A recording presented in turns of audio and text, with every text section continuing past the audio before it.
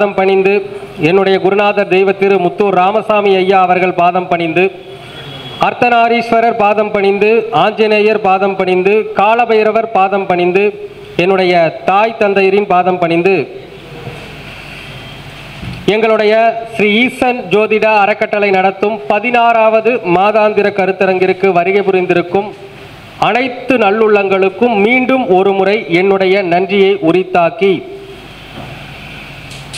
ஜோதிட சாஸ்திரத்தில் இன்று எனக்கு கொடுக்கப்பட்டிருக்கும் தலைப்பு நட்சத்திரங்களுடைய எனர்ஜி கோவில்கள். பேசலாங்களா? இது ஒரு நீண்ட நேர உரை மட்டும் இல்லைங்க, இது ஒரு நீண்ட நேர பாடமும் கூட. ஜோதிடம் கற்றுக்கொள்ளக்கூடிய நபர்களுக்கும் சரி, ஒவ்வொரு மக்களுக்கும் சரி, ஒரு நட்சத்திரத்தில் இவ்வளவு சூட்சமங்கள் இருக்கின்றதா, ஒரு நட்சத்திரங்களை பயன்படுத்துகின்ற பொழுது அது எந்த அளவில் நமக்கு வேலை செய்கின்றது, யாருக்கெல்லாம் மிகப்பெரிய வெற்றியை கொடுக்கின்றது என்ற விஷயங்களை எல்லாம் நாம் இன்று முழுமையாக காண இருக்கின்றோம். அதற்கு முன்பு மதிப்பிற்குரிய காசி சிவா ஐயா அவர்களை மேடைக்கு வருமாறு அன்போடு அழைக்கின்றோம்.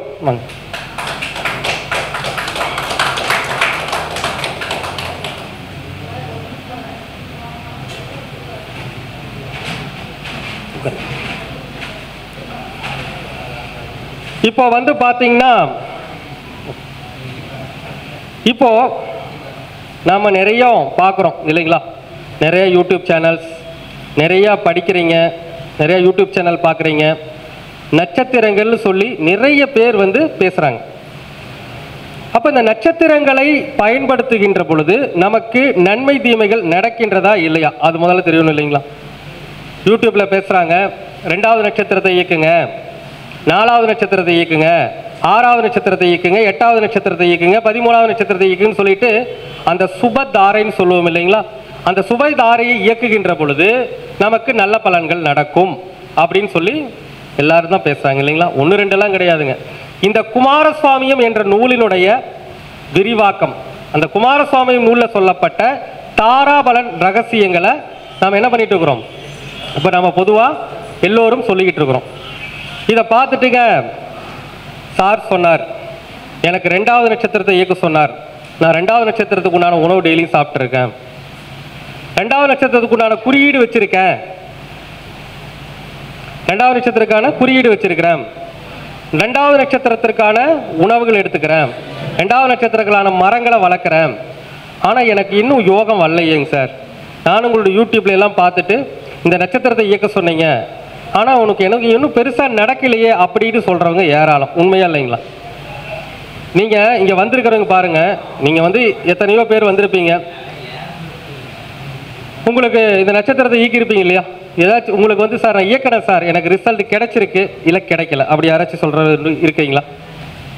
நான் 2வது நட்சத்திரத்தை இயக்கினேன், 4 இயக்கினேன், 6 இயக்கினேன், எனக்கு நல்லது நடக்கலை சார், யாராச்சும் சொல்கிறீங்களா? இயக்கிருக்கீங்களா? எந்த அளவுக்கு ரிசல்ட் கொடுத்துருக்கு? 2 4 6 8 நட்சத்திரங்கள், அந்த தாராபலன் வரிசை எதிர்பார்த்த அளவுக்கு பெரிய வெற்றியை கொடுத்துருக்கா? இல்லை. அப்போ என்ன அந்த இடத்துல ஏன் உங்களுக்கு 2வது நட்சத்திரம் தாராபலன்ல சம்பத்து தாரை நட்சத்திரம் தான், 6வது நட்சத்திரம் தெய்வ அனுகூல நட்சத்திரம் தான். அப்போ இப்போ உதாரணமாக ஒரு குறியீடு பயன்படுத்துகிறோம், எல்லாரும் குறியீட்டை பயன்படுத்தும் போது 6வது நட்சத்திரத்தை குறியீட்டை பயன்படுத்தினா தெய்வ அனுகூலம் கிடைக்கும் சொல்றாங்களா? ஆனால் எல்லாருக்கும் கிடைக்குதா? அப்போ அங்கே என்ன விஷயம்? அங்கே ஏதோ ஒரு விஷயம் இருக்கிறது. அப்போ என்ன விஷயம் அது அப்படிங்கிற நம்ம தெரிஞ்சுக்கணும் இல்லைங்களா? இப்போ ஒன்றும் வேணாங்க சார், நான் வந்து பொதுவாக எல்லாருக்கும் சொல்கிறேன், கேட்குற கேள்வி, ஒரு ஜாதகத்தில் ஒரு நட்சத்திரம் இயங்குது, அப்படி அந்த நட்சத்திரத்தை நீங்கள் இயக்குறீங்கன்னா அந்த நட்சத்திரம் உங்களுக்கான முழுமையான பலனை கொடுக்கணும். கொடுக்கணுமா வேண்டாமா? யாருக்கு கொடுக்கும்? அதான் இங்கே கேள்வி, யாருக்கு கொடுக்கும்? இப்போ பொதுவாக நட்சத்திரத்தை மட்டுமே இயக்கிட்டு இருக்கும்போது அந்த நட்சத்திரம் யாருக்கு முழுமையான பலனை கொடுக்கும்? தெரியுமா வேண்டாங்களா? அப்போ நல்லா புரிஞ்சுக்கோங்க, நம்ம ஜாதகத்தில் எத்தனை கிரகங்கள் இருக்கு? 9 கிரகங்கள் தான் இருக்கு இல்லையா? 9 கிரகங்கள் தான் நம்ம ஜாதகத்தில் இருக்கு. அப்போ இந்த 9 கிரகங்கள் ஏதாவது ஒரு நட்சத்திரத்தில் தான் இருக்கும். அப்போ முதல்ல உங்க ஜாதகத்தை எடுத்து 9 கிரகங்களை முதல்ல எழுதுங்க. என்ன பண்ணுங்க, 9 கிரகங்களை தனித்தனியாக எழுதி வைங்க. எழுதிக்கலாமா? சரி, இந்த 9 கிரகத்தை எழுதி வைக்கும் போது 9 கிரகமும் ஒரு நட்சத்திரத்தில் தான் இருக்கும் இல்லையா? இப்போ ஒரு ஜாதக கட்டத்தில் 27 நட்சத்திரம் எல்லாருக்கும் தெரிஞ்ச விஷயம்தான். இந்த 27 நட்சத்திரம் தவிர வேற நட்சத்திரம் கிடையாது. அப்போ 9 கிரகமும் இந்த 27 நட்சத்திரத்தில் ஏதாவது ஒரு நட்சத்திரத்தில் உட்கார்ந்துருக்கும். வேற நட்சத்திரத்திலே உட்கார போதுங்க. அந்த 9 கிரகங்கள் தான். அந்த 9 கிரகங்களும் இந்த 27 நட்சத்திரத்தில் ஏதாவது ஒரு நட்சத்திரத்தில் இருக்கும் இல்லையா? அப்ப அந்த நட்சத்திரத்தை முதல்ல எழுதி வைங்க. அந்த நட்சத்திரம் தான் உங்களை ஜெயிக்க வைக்க போகுது. இப்போ ஒரு வியாழக்கிழமை நாள் ஒரு குரு ஒரு நட்சத்திரத்தில் உட்கார்ந்துருக்காருன்னு வச்சுக்கோங்களேன். அந்த நட்சத்திரத்தை இயக்குறீங்கன்னா அந்த நட்சத்திரத்தை இயக்கும் போது எந்த நாள் வேலை செய்யும்? எந்த நாள் அந்த நட்சத்திரம் வேலை செய்யும்? வியாழக்கிழமை நாளில் தான் வேலை செய்யும். இப்போ குரு பகவான் ஒரு நட்சத்திரத்தில் இருக்கிறாருன்னா அந்த நட்சத்திரத்தை இயக்கும் போது எந்த நாள் அந்த நட்சத்திரம் வேலை செய்யும்? வியாழக்கிழமை நாளில் தான் வேலை செய்யும். இன்னொரு டைம் வேலை செய்யும். எப்போ தெரியுங்களா? ஒரு நாளில் குரு ஓரை என்பது 3 முறை குறைந்தது வருமா? அப்போ அந்த குரு ஓரையில் அந்த நட்சத்திரம் வேலை செய்யும். அப்போ என்ன விஷயம்னா ஒன்றுமே இல்லைங்க. நீங்கள் எந்த நட்சத்திரத்தை இயக்கினாலும் அந்த நட்சத்திரத்தில் கிரகம் இருக்க வேண்டும். 2வது நட்சத்திரம் சம்பத்துதாரி நட்சத்திரங்களா? அப்போ அந்த சம்பத்துதாரி நட்சத்திரத்தில் உங்களுக்கு ஏதாச்சும் ஒரு கிரகம் இருக்கணும். அப்படி அந்த கிரகம் இருந்துச்சுன்னா என்ன ஆகுங்க? அந்த கிரகத்துக்கான கிழமை வருமா? அந்த கிரகத்துக்கான ஓரை வருமா? அப்போ அந்த ஓரையும் அந்த கிரகம் இயங்க, அந்த நட்சத்திரம் இயங்கணும்னா அந்த நாள் இயங்கணும் இல்லைங்களா? அந்த கிரகம் இயங்கணும். அப்படின்னா உங்க ஜாதகத்தில் 27 நட்சத்திரம். இப்போ நிறைய பேர் ஜாதகம் பார்க்க போனோம்னா அப்படியே பிரிண்ட் மாதிரி எடுத்து கொடுத்துருவாங்க. 27 நட்சத்திரத்தில் ஒரு 14 நட்சத்திரம் யோக நட்சத்திரம்னு போட்டு அதுக்குண்டான உணவு தெய்வம் இதெல்லாம் கொடுக்குறாங்களா இல்லையா? நிறைய பக்கம் ஜாதகம் பார்க்க போனால் என்ன பண்ணுறாங்க, அப்படியே ஒரு பிரிண்ட் மாதிரி எடுத்து உங்களுக்கு இந்த நட்சத்திரமெல்லாம் யோகம், இந்த நட்சத்திர உணவு யோகம், இந்த நட்சத்திர தெய்வ யோகம் கொடுக்குறாங்களா இல்லையா? எல்லாருக்கும் வேலை செய்தா? ஜாதகம் பார்க்குறவங்க மண்டை பிச்சுக்கிறாங்க. 27 நட்சத்திரத்தில் 12, 13 நட்சத்திரம் யோகம்னு கொடுத்துருக்குறாங்க. இந்த 12, 13 நட்சத்திரத்தை இயக்கலான்னு இயக்குவீங்க. அந்த 12, 13 நட்சத்திரத்தில் எது யோகம் தெரியணுமா வேண்டாங்களா? அதனால தான் மக்கள் ஏதோ ஜாதகம் சொல்றாங்க, ஆகார நட்சத்திரம் ஆகாத நட்சத்திரம் பொதுவாக எழுதி கொடுத்துட்டீங்கன்னா எந்த நட்சத்திரம் உங்களுக்கு யோகத்தை செய்யும், எந்த நட்சத்திரம் யோகத்தை செய்யாதுன்னு உங்களுக்கு தெரியாமல் இருக்குது. அப்போ நாம் என்ன பண்ணுவோங்க, அதை முதல்ல தெரிஞ்சுக்கணும். அதாவது ஜோதிடத்தை வியாபாரமாக கொண்டு போகக்கூடாது. சில பேர் பண்ணுறாங்க இல்லையா, சீட்டு போட்டு 27 நட்சத்திரம் யோக நட்சத்திரம் உணவு எல்லாம் ஒரு 13 நட்சத்திரம், இது 13 நட்சத்திரம் ஆகாது, இவ்வளோதான், இதை வச்சுப்போம். எந்த நட்சத்திரத்தை ஈக்கிறது? ஜாதகம் பார்க்க போகிறது எதுக்காக? நம்முடைய வாழ்க்கையில் நம்முடைய பிரச்சனைக்கு ஒரு தீர்வு கிடைக்காதா அப்படிங்கிறதுக்காக தான் நம்ம போகிறோம். அப்போ முதல்ல 9 நட்சத்திரங்கள் தான் உங்களுக்கு யோகத்தை செய்யக்கூடிய நிலையில் வரும். அந்த 9 நட்சத்திரத்தில் எதுன்னு நீங்கள் கண்டுபிடிக்கும். சரிங்களா? அப்போ நீங்கள் பார்த்துக்குங்க. நான் முதல்ல சொன்னதுதான் 9 கிரகங்களை எழுதி வைத்துக் கொள்ளுங்கள். அந்த 9 கிரகங்களும் எந்த நட்சத்திரத்தில் இருக்கின்றது என்று எழுதி வச்சுக்கலாமா? 9 கிரகம் பாருங்க, ஜாதகத்தில் பாருங்க, 12 ராசி கட்டத்தில் 9 கிரகம் இருக்கும். இந்த 9 கிரகத்தில் அந்த 9 கிரகமும் எந்த நட்சத்திரத்தில் இருக்குன்னு எழுதி வச்சுக்கோங்க. அப்போ எத்தனை நட்சத்திரம் வரும்? 9 நட்சத்திரம் தான் வரும். இந்த 9 நட்சத்திரத்தில் எதெல்லாம் உங்களுக்கு 2வது நட்சத்திரமாக வருது, 4வது நட்சத்திரமாக வருது, 6வது நட்சத்திரமாக வருது, 8வதா வருது, 13, 15, 17, 19, 20, 24, 26, 27 இந்த நட்சத்திரத்தில் இந்த 9 நட்சத்திரம் சொன்ன இல்லையா, எது வருதுன்னு பாருங்க. 9 கிரகம் 9 நட்சத்திரத்தில் தான் இருக்கும். அந்த 9 நட்சத்திரத்தில் இந்த 2, 4, 6, 8, 13, 15, 17, 19, 20, 24, 26, 27 எந்த நட்சத்திரம் வருதுன்னு பாருங்க. அந்த நட்சத்திரத்தை இயக்கினா மட்டும்தான் வாழ்நாள் வெற்றி. அப்போ அந்த நட்சத்திரத்தை இயக்கணும். சரிங்க சார், இப்போ ஒரு கேள்வி, அந்த நட்சத்திரத்தை இயக்கணும்னா நமக்கு நன்மை வரும்னு சொல்றோம் இல்லையா? இப்போ அடுத்த சூட்சமம் இதுங்க. இப்போ அந்த நட்சத்திரத்தை இயக்கினா நன்மை வரும்னு சொல்றோம். அப்போ அந்த நட்சத்திரத்தை இயக்கினா எதன் மூலமாக நன்மை வரும், அது கேள்வி இருக்குது இல்லைங்களா? இப்போ இந்த 9 கிரகங்களும் 9 நட்சத்திரத்தில் இருக்கு. அந்த நட்சத்திரத்தில் ஏதோ ஒன்று தாராபலன் உங்களுக்கு வந்துடுது. அப்போ தாராபலன் வரும் இல்லையா? ஏதாவது ஒரு நட்சத்திர தாராபலன் வரும்.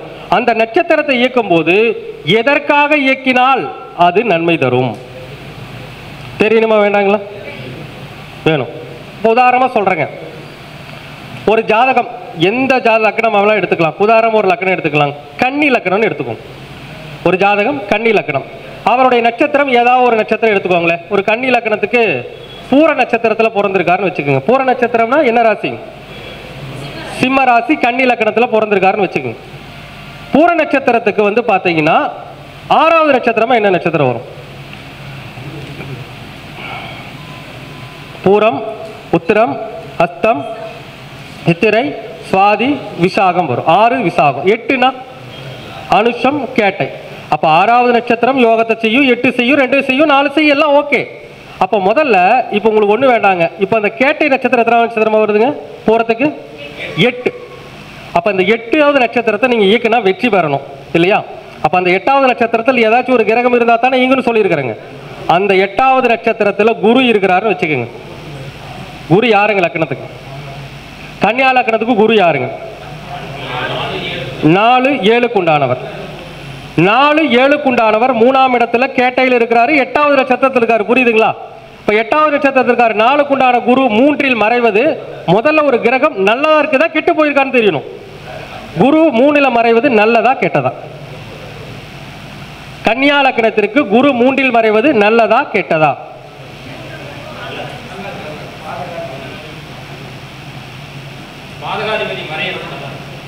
நல்லதானுங்க.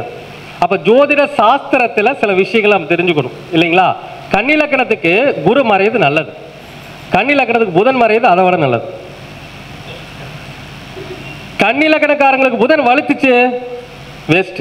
அதாவது வலுத்துனா என்னங்க? 1, 4, 7, 10, ஒரு 5, 2 இந்த மாதிரி வலுவா இருந்தாலும் வச்சுக்க புதன், அந்த ஜாதகர் என்ன செயல் செஞ்சாலும் அதுக்கான பலன் கிடைக்காது. அது குருநாதர் சொல்லுவார், உபய லக்கணத்திற்கு இந்த புதன் குருவும் நைசார்சிக சுவர் அப்படிம்பார். நைசார்சிக சுவர்னா என்னங்க? நைஸா ஏமாத்திட்டு போயிடுவாங்க. என் குரு அது வேற மாதிரி சொல்லுவார், நைஸா கிண்ட கொடுத்துட்டு போயிடுவாங்க பாருங்க 2 பேரும் அப்படிம்பார். அவர் அப்படி சொல்லுவார் அந்த பாஷையில். அப்போ கன்னியா லக்னமோ மிதுன லக்னமோ தனுசு லக்னமோ மீன லக்னமோ குரு புதன் கெட்டாதான் பலன். அப்போ ஜோதிடத்தினுடைய அடிப்படைகளை நாம் என்ன பண்ணிக்கணும்? தெரிந்து வைத்திருக்க வேண்டும். அப்போ குரு இப்போ 3ல் இப்போ நான் எடுத்துக்கிட்டோம் இல்லைங்களா? கன்னியா லக்னத்துக்கு குரு 3ல் இருக்கிறாரு, கேட்டையில் இருக்கும்போது அவர் எத்தனாவது நட்சத்திரத்தில் இருக்கிறாருங்க? 8ல் இருக்கிறார். இப்போ இந்த 8வது நட்சத்திரத்தை இயக்கினீங்கன்னா உங்களுக்கு நன்மைகள் நடக்கும். எதன் மூலமாக நடக்கும்? எல்லாருக்குமே இந்த 8வது நட்சத்திரம் இயக்கினா நன்மைகள் நடக்கும்னா அப்படி கிடையாது. அப்போ இந்த 8வது நட்சத்திரத்தை இயக்குறீங்கன்னா அங்கே அமர்ந்திருக்கிறது குரு. குரு எந்த வீட்டு அதிபதி? 4ஆம் வீட்டுக்கும் 7ஆம் வீட்டுக்கும் உடையவர். அப்ப 4ஆம் அதிபதி 3ஆம் இடத்துல என்ன ராசியில் உட்கார்ந்து இருக்கிறாரு? நீர் ராசியில் இருக்கிறார். அப்ப நீரும் நிலத்தோட தான் இருக்கும். எழுதி வச்சுக்கோங்க, அந்த ஜாதகர் கேட்டை நட்சத்திரத்துக்குன்னா கண்டிப்பா ஜெயிப்பார். ஆனால் அவர் பெயரில் ஒரு இடம் வாங்க வேண்டும். 4ஆம் இடம் தானுங்க, 4ஆம் அதிபதி தானே 8வது நட்சத்திரத்தில் நிற்கிறாரு. அப்போ அவர் குரு நல்லா இருக்கிறாருன்னு இடத்துல மென்ஷன் பண்ணியிருக்கிறோம். அப்ப அந்த ஜாதகர் எப்ப இடம் வாங்கி அந்த கேட்ட நட்சத்திரத்தை இயக்குறாரோ, அப்ப கேட்டைனா எப்படி இயக்குவீங்க? கேட்டைக்குண்டான உணவுகள். அப்ப கேட்டைக்குண்டான உணவு எதுங்க? வல்லாரை கீரை, ஜெர்ரி பழம், இதெல்லாம் சாப்பிடும்போது என்ன ஆகும்? கேட்டை நட்சத்திரம் இயங்கும். அப்ப அவர் வீட்டை கட்டிட்டு இதை இயக்கினார்னா வாழ்க்கையில மேலும் மேலும் இடம் பிடிச்சிட்டே போவாரு. அப்ப இடம் வாங்குறது ஒரு யோகமா இல்லைங்களா? வீடு கட்டுறது ஒரு யோகமா இல்லைங்களா? யோகம் தானே. அப்போ அந்த கேட்டை நட்சத்திரத்தை இயக்க என்ன வாருங்க? நிறைய இடம் வாங்கி போட்டே போவாரு. போற மாட்டாருங்களா? கண்டிப்பா வாங்குவார். அப்போ அதை எப்ப இயக்கணும்? இப்ப கேட்டை நட்சத்திரத்துல வந்து நாம சொல்லிட்டோம் குரு இருக்கிறாருன்னா, அப்ப அது எப்ப எல்லாம் இயக்குனா அது வேலை செய்யணும்? டெய்லியுமே இயக்கலாம். அங்க இருக்கிறது யாருங்க? குரு. அப்ப இது எப்ப இயக்கணும்னா டெய்லி குருவார வருமா வராதான்? டெய்லி குருவார வருமா வராதான்? அப்போ ஒரு நாள்ல குருவார வர நேரத்துல எல்லாம் வல்லாரைக்கீரை சாப்பிடுங்க, செர்ரி பழத்தை சாப்பிடுங்க. சாப்பிடலாமா? இந்த கேட்டை நட்சத்திரத்திற்கு என்று ஒரு எனர்ஜி கோவில் இருக்கிறது. நீங்க சாப்பாடு சாப்பிடும்போது டெய்லி சாப்பிட்டீங்கன்னா எனர்ஜி. ஆனால் ஒரு கோவிலுக்கு போனோம்னா அந்த கோவிலுடைய எனர்ஜி 108 நாட்களுக்கு இருக்கும். ஒரு கோவிலுக்கு போயிட்டு வந்தீங்கன்னா அந்த கோவிலுடைய எனர்ஜி பவர் எத்தனை நாளைக்கு நமக்குள்ள மேக்சிமம் இருக்கும்? 48 நாளைக்கு முழுமையா இருக்கும். 108 நாளைக்கு அட்லீஸ்ட் ஒரு பாதியாச்சு இருக்கும். சொல்றாங்க இல்லையா? 48 நாளுங்கிறது ஒரு மண்டலம். அப்போ ஒரு கோவிலுக்குள்ள போயிட்டு வந்தீங்கன்னா அந்த எனர்ஜி 48 நாள் நம்ம உடம்பில் தங்கி இருக்கும். கண்டிப்பா 108 நாள் ஒரு பாதி அளவாச்சு தங்கி இருக்கும். அப்போ நாம பொதுவா நான் சொல்றது இன்னைக்கு நான் எடுத்துக்கிட்ட சப்ஜெக்ட் நட்சத்திர எனர்ஜி கோவில்கள். இப்போ அந்த குணவை நம்ம எடுத்துக்கலாம், டெய்லியுமே எடுத்துக்கலாம், ஒன்றும் பிரச்சனை இல்லை. இல்லை சார் எனக்கு டெய்லி எடுத்துக்கிற ஈஸியாக வழி சொல்லுங்க. இப்போ அந்த கோவிலுக்குள்ளே போயிட்டு வந்தால் 108 அந்த 108 நாளைக்கு அதோட எனர்ஜி மேக்ஸிமம் இருக்கும். அப்போ அந்த 108 நாளைக்கு போகிறது என்ன கோவில்னு தெரியணும். அப்போ கேட்டை நட்சத்திரத்திற்கு என்ன கோவில் என்றால் பல்லடத்தில் இருக்கின்ற அங்காள பரமேஸ்வரி கோவில். அதுதான் கேட்டை நட்சத்திரத்துடைய எனர்ஜியை கொண்ட கோவில். பல்லடம் அங்காள பரமேஸ்வரி கோவில். அதாவதுங்க நிறைய பேர் கேள்விப்பட்டிருக்கிற விஷயம் என்னன்னா 27 நட்சத்திரத்துக்கு பரிகார கோவில் தான் கேள்விப்பட்டிருப்பீங்க. இது நான் சொல்றது பரிகார கோவில் இல்லை. அந்த நட்சத்திரம் முழுமையாக தன்னுடைய சக்தியை வெளிப்படுத்தக்கூடிய இடம். ஓகேங்களா? அப்ப நம்ம தெரிஞ்சுக்கணும். ஏனோ தானான்னு அதை இயக்கிட்டு நம்ம வந்து ஐயோ கஷ்டமே நஷ்டமேட்டா ஒன்றும் பண்ண முடியாது. சரி, இப்போ நாம ஒரு விஷயம் சொல்லிட்டேங்க. இப்போ 4ஆம் அதிபதி 3ல் மறைஞ்சிட்டாரு, ஓகே, எல்லாமே இருக்கு. ஒருவேளை கன்னியா லக்னத்துக்கு செவ்வாய் எத்தனாம் அதிபதி? கன்னியா லக்னத்துக்கு செவ்வாய் எந்த வீட்டுக்கு அதிபதி? 3-8க்கு உண்டானவர். அப்ப 3-8க்கு உண்டான செவ்வாய் லக்ன பாவியா சுபரா? மிகப்பெரிய பாவி செவ்வாய், மிகப்பெரிய பாவி செவ்வாய். அப்போ அந்த செவ்வாய் வந்து 8குடையவனா, நான் ஒரு இடத்துல வச்சுக்கோங்களேன், 8குடையவனா 2ல் இருக்கிறாரு வச்சுக்கோங்க. 8குடையவன் 2ல் இருக்கலாமா? கன்னியா லக்னத்திற்கு 8ஆம் அதிபதியாகிய செவ்வாய் 2ஆம் இடத்தில் இருக்கலாமா? இருக்கக்கூடாது. ஏன்னா குடும்பஸ்தானம், தனஸ்தானம். அந்த லக்னத்துடைய 8ஆம் போய் குடும்பஸ்தானத்தில் அமர்வது, தனஸ்தானத்தில் அமர்வது குடும்பத்தையும் வருமான ரீதியான விஷயங்களும் மிகப்பெரிய பாதிப்பு கொடுக்கும். ஓகேங்களா? இப்போ நாம பூர நட்சத்திரம் சொன்னோம் இல்லையா? அந்த பூர நட்சத்திரத்துக்கு 6 என்ன பார்த்தோம்? விசாகன்னு பார்த்தோமா? இப்போ விசாகத்தில் போய் அவர் உட்கார்ந்துருக்காருன்னு வச்சுக்கீங்களா, 6வது நட்சத்திரம் தான். ஈக்கு பிரயோஜனம் இருக்கா? 8வது அதாவது 8ஆம் அதிபதி தான் 6வது நட்சத்திரத்தில் இருக்கிறார். அப்ப 6வது நட்சத்திரத்தை இயக்கும் போது 8ஆம் அதிபதி தான் அங்க உட்கார்ந்து இருக்கிறார். அவர் என்னதான் தாராபலன்ல வரட்டுங்க, 8வது நீ 6வது நட்சத்திரத்தை 8ஆம் அதிபதி செவ்வாய் தான் இயங்குவார். யார் இயங்குவாருங்க? செவ்வாய் தான் இயங்குவார். அப்ப அதை இயக்கிறதுக்கு வழிமுறை இருக்குன்னா அதுக்கு இருக்கு. 6வது நட்சத்திரத்துல 8ஆம் அதிபதி உட்கார்ந்து இருக்கிறார். ஆனா அதை இயக்கிறதுக்கு வழிமுறைக்கு நீங்கள் 6வது நட்சத்திரத்தை இயக்கலாம். அதுக்கு ஒரு ரூல்ஸ் இருக்கு. என்ன ரூல்ஸ்? இப்ப நான் என்ன சொல்லிட்டேங்க, கிரகங்கள் இருந்தால் அந்த தாராபலன் வரிசையில் வந்தா இயக்குங்கன்னு சொல்லிட்டேன். அப்ப அந்த 8ஆம் அதிபதி 6வது நட்சத்திரத்தில் இருக்கும்போது அந்த 6வது நட்சத்திரத்தை நீங்க இயக்கலாம். எப்படி இயக்கலாம்னா, அந்த 6வது நட்சத்திரத்தை செவ்வாய்க்கிழமை அன்னைக்கு தான் இயக்கும் போது வேலை செய்யும். அப்போ அதற்கு வாழ்வியல் பரிகாரம் செய்து கொண்டு இயக்கினால் மட்டும்தான் வெற்றி. இப்போ ஒண்ணு வேண்டியது இல்லைங்க, 8ஆம் அதிபதி 2ல் இருக்கிறார் இல்லையா? அவர் தான் 6வது நட்சத்திரத்துக்கு. அப்ப அந்த 6வது நட்சத்திரம் விசாகத்துக்கு உண்டான உணவு எது? கல்கண்டு, சப்போட்டா பழம் எல்லாம் விசாகத்துக்கு உண்டான உணவு. அந்த உணவை நீங்க சாப்பிட்றீங்கன்னு வச்சுக்கீங்களேன், அதற்கு மாற்று பரிகாரம் செஞ்சா தான் 6வது நட்சத்திரம் இயங்கும். என்ன மாற்று பரிகாரம் செய்யறது? 8ஆம் அதிபதி 2ல், அந்த அன்னைக்கு நீங்க 6வது நட்சத்திரத்துக்கு உண்டான கல்கண்டு சப்போட்டா பழம் சாப்பிடலாம். 8ஆம் அதிபதி 2ல் இருக்குதுன்னா செவ்வாய்க்கிழமை ஃபுல்லா சாப்பிடாம காலையில் 6 மணிலிருந்து சாயங்காலம் 6 மணி வரைக்கும் விரதம் இருந்துட்டு 6 மணிக்கு மேல கல்கட்டையும் சப்போட்டாவையும் சாப்பிடுங்க, கண்டிப்பா பலன் தரும். ரெண்டாவது 8ஆம் இடம்னா என்ன அப்படின்னு பாத்தீங்கன்னா, பொதுவா துன்பப்படக்கூடிய ஒரு ஸ்தானம் தான் 8ஆம் இடம் இல்லைங்க. அட்டமன் கண்டிப்பா துன்பத்தை சொல்லுவார். என்ன சொல்லுவாங்க ஒரு பாட்டுல? அட்டமன் எவரானால என்ன, அட்டமன் செய்யும் அயன் விதி கேளு, சுற்றத்தார் ஊராரும் துன்பம், சுகமுடன் இருந்தாலும் சுருதியை கேளு, பண்டு பொருள் பனை நஷ்டம், குண்டு மருந்தாலும் கேடு, குமரியால் விளையும் பல துன்பம் தோழின்னு 8ஆம் அதிபதிக்கு பாட்டு பாடி வச்சுட்டு போயிட்டாருங்க புலிபாணி முனிவர். அப்ப 8ஆம் அதிபதி அந்த அளவுக்கு மிகப்பெரிய தோஷத்தை கொடுக்கக்கூடியவராக இருக்கிறார். அப்ப 8ஆம் அதிபதி 2ல் ஒருத்தருக்கு இருக்காருன்னா அவர் செவ்வாய்க்கிழமை விரதம் இருந்துடும். ஏன்னா 2ஆம் இடம்னா என்னங்க? சாப்பிட்ற இடம். அப்ப அதை தியாகம் பண்ணா தான் அந்த 8ஆம் இடத்துடைய தோஷம் குறையும். அடுத்து என்ன பண்ணணும்? அந்த 8ஆம் அதிபதி 2ல் இருக்கிறாரு, துலா ராசியில் இருக்கிறாரு. பிரபஞ்ச தத்துவத்துல 12 ராசிகள்ல துலாம் ராசி என்ன தத்துவத்தை உடையது? காற்று தத்துவத்தை உடையது. காற்று தத்துவம் இல்லைங்க, மகிழ்ச்சி தத்துவம். அதாவது வந்து பாத்தீங்கன்னா மிதுன ராசியும் துலா ராசியும் கும்ப ராசியும் மகிழ்ச்சியை வழங்கக்கூடிய ராசி.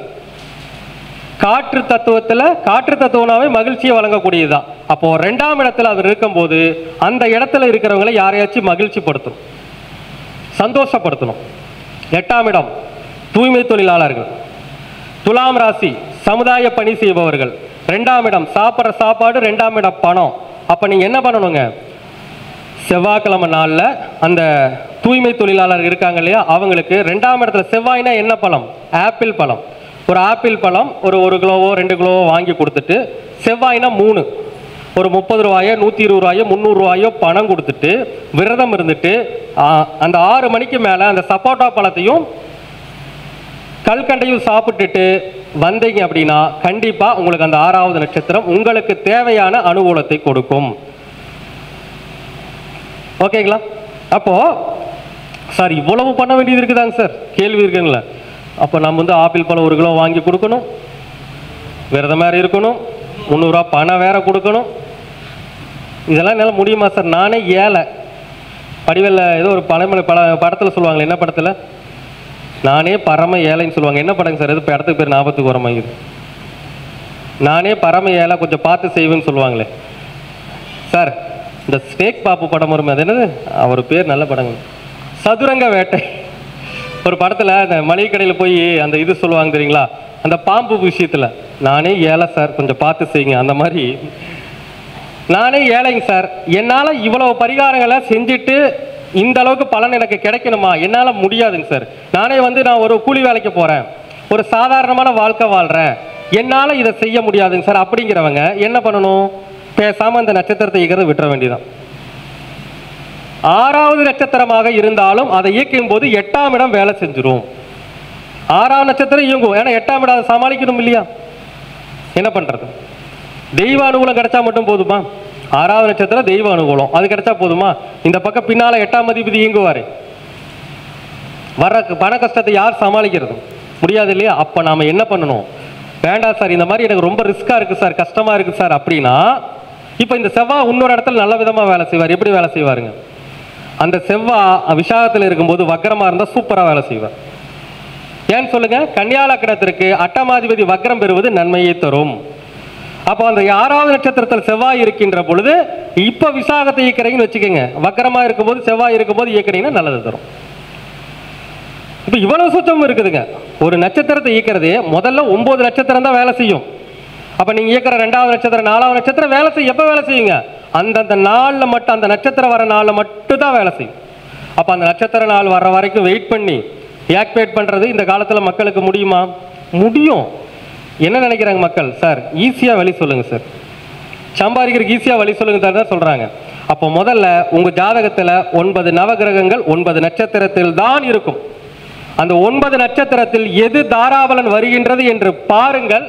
அந்த தாராபலன் வரக்கூடிய நட்சத்திரத்தில் எந்த கிரகம் இருக்கின்றது என்று பாருங்கள். அப்போ அந்த கிரகத்துக்கு உதாரணமாக கன்னி லக்னத்துக்கு 8 கோடி 2 இருக்குன்னு சொன்னோமா, எல்லாருக்கும் தோஷம் பண்ணாது, அஸ்ட்ராலஜருக்கு தோஷம் பண்ணாது. ஏன்? 8ஆம் இடம் தான் ஜோதிடம். ஜோதிடம் பார்க்குறவங்களுக்கு வருமானம் கொட்டும். 8ஆம் இடம் டாக்டர், வக்கீல், போலீஸ், இவங்கெல்லாம் 8ஆம் இடத்தை சார்ந்தவங்க, அவங்களுக்கு அது வருமானத்தை கொட்டும், வளர்ச்சியை தரும். ஒரு சயின்டிஸ்டாக இருக்காங்க 8ஆம் இடம், இவங்களுக்கெல்லாம் அதான் வந்துங்க 8ஆம் அதிபதினா எல்லாருக்குமே தீமையை தராது. இப்போ வந்துங்க ஒரு அஸ்ட்ராலஜருக்கு என்ன வேலை? இப்போ எங்களுக்கு என்ன வேலை? வர்ற பிரச்சனையில் 8ஆம் இடம் தான் பிரச்சனையில் வர்றவங்களுக்கு தீர்வு சொல்கிற இடத்துல இருக்கிறோம், பிரச்சனை இல்லை. ஒரு டாக்டருக்கு போகிறீங்க, எதுக்கு போகிறீங்க? 8ஆம் இடங்கிற பிரச்சனை இருக்கும்போது தான் போகிறீங்க. ஒரு வக்கீல்கிட்ட போகிறீங்க, ஒரு போலீஸ்கிட்ட போகிறீங்கன்னா 8ஆம் இடங்கிற பிரச்சனை இருந்தால் தான் போவீங்க. அப்போ அவங்க எல்லாமே 8ஆம் இடத்துடைய வழியில் வாழக்கூடியவர்கள், அவர்களை தாக்காது. சாதாரண ஒரு மளிகை கடை வச்சிருக்கிற முடியுமா? சொல்லுங்க, முடியாது இல்லையா? அப்போ முதல்ல நமக்கு என்ன சொல்றேங்க, முதல்ல நம்ம இந்த 27 நட்சத்திரத்தில் இது 13 நட்சத்திர யோகம்னு சொல்லி செய்யறது தயவு செஞ்சு நிப்பாட்டுங்க. எல்லாரும் யூடியூப்ல சொல்றாங்க, எல்லாரும் சொல்றாங்கன்ட்டு நீங்க பாட்டுக்கு ஈக்கி நான் சாப்பிட்டுட்டே இருக்கிற ஒண்ணுக்குமே நடக்கல, நாங்கள் ஒன்றும் பண்ண முடியும். முதல்ல 9 நட்சத்திரத்தில் எது தாராபலன் இருக்கு, அதுல எந்த கிரகம் இருக்கு அதுதான் முக்கியம். எந்த கிரகம் இருக்கு, எல்லாருமே நட்சத்திரத்தினால் நன்மைகள் நடக்காது. ஒண்ணு வேண்டாங்க. ஒரு ஜாதகருக்கு ஒரு டெய்லியும் வந்து வரவு செலவு தொழில் பண்றார். இப்போ ஒரு மளிகை கடை வச்சிருக்கிறார், சரிங்க, ஒரு அரிசி கடை வச்சிருக்கிறார், அல்லது ஏதாவது ஒரு செல்போன் ஷாப் வச்சிருக்கிறார். டெய்லி மக்கள் வந்து போறாங்க, அவங்களுக்கு எந்த நட்சத்திரம் பலமா இருக்கணும்? அதாவது எத்தனாவது தாரை, எத்தனாவது நட்சத்திரம் பலமா இருக்கணும்? ஒருத்தர் மளிகை கடை வச்சிருக்கிறாங்க, அரிசி கடை வச்சிருக்காங்க, செல்போன் கடை வச்சிருக்கிறாங்க. இந்த மாதிரி ஏதோ டெய்லி வரவு செலவு மக்கள் மூலம் வந்து பொருள் வாங்கிட்டு போறாங்க. அவங்களுக்கு எந்த நட்சத்திரம் நல்லா இருக்கணும்? 2வது நட்சத்திரம், 20வது நட்சத்திரம், 8வது நட்சத்திரம், 26வது நட்சத்திரம். இதெல்லாம் சம்பத்து தாரை நட்சத்திரங்கள். அதாவது 2 20 சம்பத்து தாரை, 8 26, அதாவது 2 20 சம்பத்து தாரை. அதே மாதிரி 8 26 என்னதுங்க? நட்பு தாரை, நன்மையை செய்யும். அப்போ 2வது நட்சத்திரம், 8வது நட்சத்திரம், 20வது நட்சத்திரம், 26வது நட்சத்திரங்கள் இந்த மாதிரி வரவு செலவு தொழில் பண்றாங்க இல்லையா, அவங்களுக்கு எப்படி இருக்குங்க? நன்மையை தரும். அப்ப நன்மையை தரும்னா முதல்ல என்ன இருக்கணுங்க? நான் சொன்ன இந்த 2 8 20 26ல முதல்ல கிரகம் இருக்கா? முதல்ல கிரகம் இருக்கான்னு பார்க்கணும். அதுல முக்கியமா 2ஆம் அதிபதி போய் அங்க உட்கார்ந்துட்டாருன்னு வச்சுக்க, மறைவு பெறாம அடிச்சு தூள் கலப்பிடும். என்ன இருங்க, சூப்பரா வந்துடும், ஒன்றும் பிரச்சனை ஒன்றும் இல்லைங்க. இப்போ கன்னியா லக்னமே வச்சுக்கோங்க, நீங்க என்னமோ கன்னியா லக்னத்திலேயே தான் போகுது மைண்டு. கன்னியா லக்னத்துக்கு 2ஆம் அதிபதி யாருங்க? கன்னியா லக்னத்துக்கு 2ஆம் அதிபதி யாருங்க? சுக்கிரன். இப்போ சுக்கிரன் லக்னத்துக்கு ஏதாவது ஒரு இடத்துல, உதாரணமா வந்து சுக்கிரன் லக்னத்துக்கு ஒரு 9ஆம் இடத்துல இருக்கிறாருன்னு வச்சுக்கோங்க. 9ஆம் இடம் என்ன வீடுங்க? கன்னியா லக்னத்துக்கு 2ஆம் அதிபதி 9ல் இருக்கும்போது 9ஆம் வீடு என்ன வீடுங்க? ஆட்சி வீடு, சொந்த வீடு. அவர் பிறந்த நட்சத்திரம் உதாரணமா வந்து பாத்தீங்கன்னா ஏதாவது ஒரு நட்சத்திரம், ஒரு கிருத்திகை நட்சத்திரம்னு வச்சுக்கோங்க. என்னங்க, கிருத்திகை நட்சத்திரத்தில் பிறந்திருக்கிறார், மேசராசி கிருத்திகையில பிறந்திருக்கார். இந்த சுக்கிரன் 2வது நட்சத்திரமாக ரோகிணியில் இருக்காருன்னு வச்சுக்கோங்க. அது என்ன தாரை? கிருத்திகைக்கு 2வது என்ன தாரை? சம்பத்து தாரை. அப்ப கிருத்திகை நட்சத்திரத்துக்கு 2வது நட்சத்திரத்தில் யார் இருக்காங்க? இப்ப சொன்னமே சுக்கிரன் இருக்கிறார். அவர் வந்து மேசராசி கிருத்திகைன்னு வச்சுக்கோங்க. சுக்கிரன் 9ஆம் இடத்துல ரோகிணியில் இருக்கிறார்னா கிருத்திகை எத்தனாவது நட்சத்திரம்? ரோகிணி 2. அப்ப சுக்கிரன் யாரு? 2ஆம் அதிபதி 2வது நட்சத்திரத்தில் இருக்கிறார். 2ஆம் அதிபதி 9ஆம் இடத்தில் பலத்தோடு 2வது நட்சத்திரத்தில் இருக்கும்போது, அப்ப அந்த ரோகிணி நட்சத்திரத்தை அவர் ஆக்டிவேட் பண்ணார்னா அவருக்கு வரவு செலவு சூப்பரா இருக்கும். நோ சான்ஸ், செம சூப்பரா இருக்கும். அப்ப நம்ம தெரியணும் இல்லையா? அப்போ அது மட்டுமே பத்தாது, இதுல இன்னொரு விதியும் நீங்க பார்க்கணும். இப்போ 2வது நட்சத்திரம் ரோகிணின்னு சொன்னோம் இல்லைங்களா, ரொம்ப சூப்பரா யாருக்கு இருக்கும்? மீடியமா யாருக்கு இருக்கும்? ரொம்ப கொஞ்சம் பரவாயில்ல யாருக்கு இருக்குன்னா சந்திரன் சூப்பரா இருந்தா நல்லா இருக்கும். சந்திரன், ஏன்னா ரோகிணியுடைய அதிபதி யாருங்க? சந்திரன். அப்ப 2ஆம் அதிபதியுடைய நட்சத்திர அதிபதியும் நல்லா ரொம்ப சூப்பரா கெடாம இருந்தாருன்னா அது என்ன பண்ணுங்க? ஃபர்ஸ்ட் கிளாஸ்ல வேலை செய்யும். ஓரளவுக்கு மத்தியம நிலையில் இருக்காருன்னா ஓரளவுக்கு மீடியமா வேலை செய்யும். கெட்டு போயிட்டாருன்னா கெட்டு போயிட்டாரு என்ன ஆகுங்க? பெருசா வேலை செய்யாது. அப்போ நாம இந்த சூட்சமங்களை வந்து தெரிஞ்சுக்கணும். அப்போ அது கூட 3வது ரூல்ஸுங்க, அது அப்புறம் பார்ப்போம். இயக்குனா பலம் உண்டாகிறதா மெயின் வேலை. அப்போ 2ஆம் அதிபதி, லக்னத்துடைய 2ஆம் அதிபதி 9ஆம் இடத்தில் ஆட்சி பெற்று அவர் பிறந்த நட்சத்திரத்திற்கு 2வது சம்பத்துதாரை நட்சத்திரத்தில் இருக்கின்ற பொழுது அந்த ஜாதகர் ரோகிணியை பிடிச்சாலே ஜெயிச்சுட்டே வருவார். அப்ப ரோகிணினா யாருங்க? கிருஷ்ணர். ரோகிணியுடைய அதிதேவதை கிருஷ்ணர். ரோகிணியுடைய உணவு நாவல் பழம், பால் உணவுகள் இதெல்லாம் சாப்பிடலாம். அடுத்து அந்த நாவல் மரம் வளர்க்கலாம், கண்டிப்பா உயர்வை தரும். அதுக்கு அடுத்து மெயினா வந்து அந்த நட்சத்திரத்தோட எனர்ஜி எங்க இருக்கு? சொன்னீங்களா, ஒரு கோவிலுக்கு போனா மினிமம் 48 நாளுக்கு முழு பலனும் 108 நாளுக்கு மேக்சிமம் பலன் இருக்கும். அப்போ நீங்க வந்து அந்த 2வது ரோகிணி நட்சத்திரத்தை இயக்கணும்னா எந்த கோவிலுக்கு போகணும் அப்படின்னா, இப்ப ரோகிணி அப்படின்னாவே என்னன்னு சொல்லிட்டோம்? பால் உணவுகள் சொல்லிட்டோமா? நீங்க தமிழ்நாட்டிலேயே பால் அதிகமாக படைக்கப்படுகின்ற இறைவன் யார்? தமிழ்நாட்டில் எங்க இருக்குது பால் அதிகமா? சார் இந்த கோவில்ல பாலாவே விழுந்துகிட்டு இருக்கு சார்.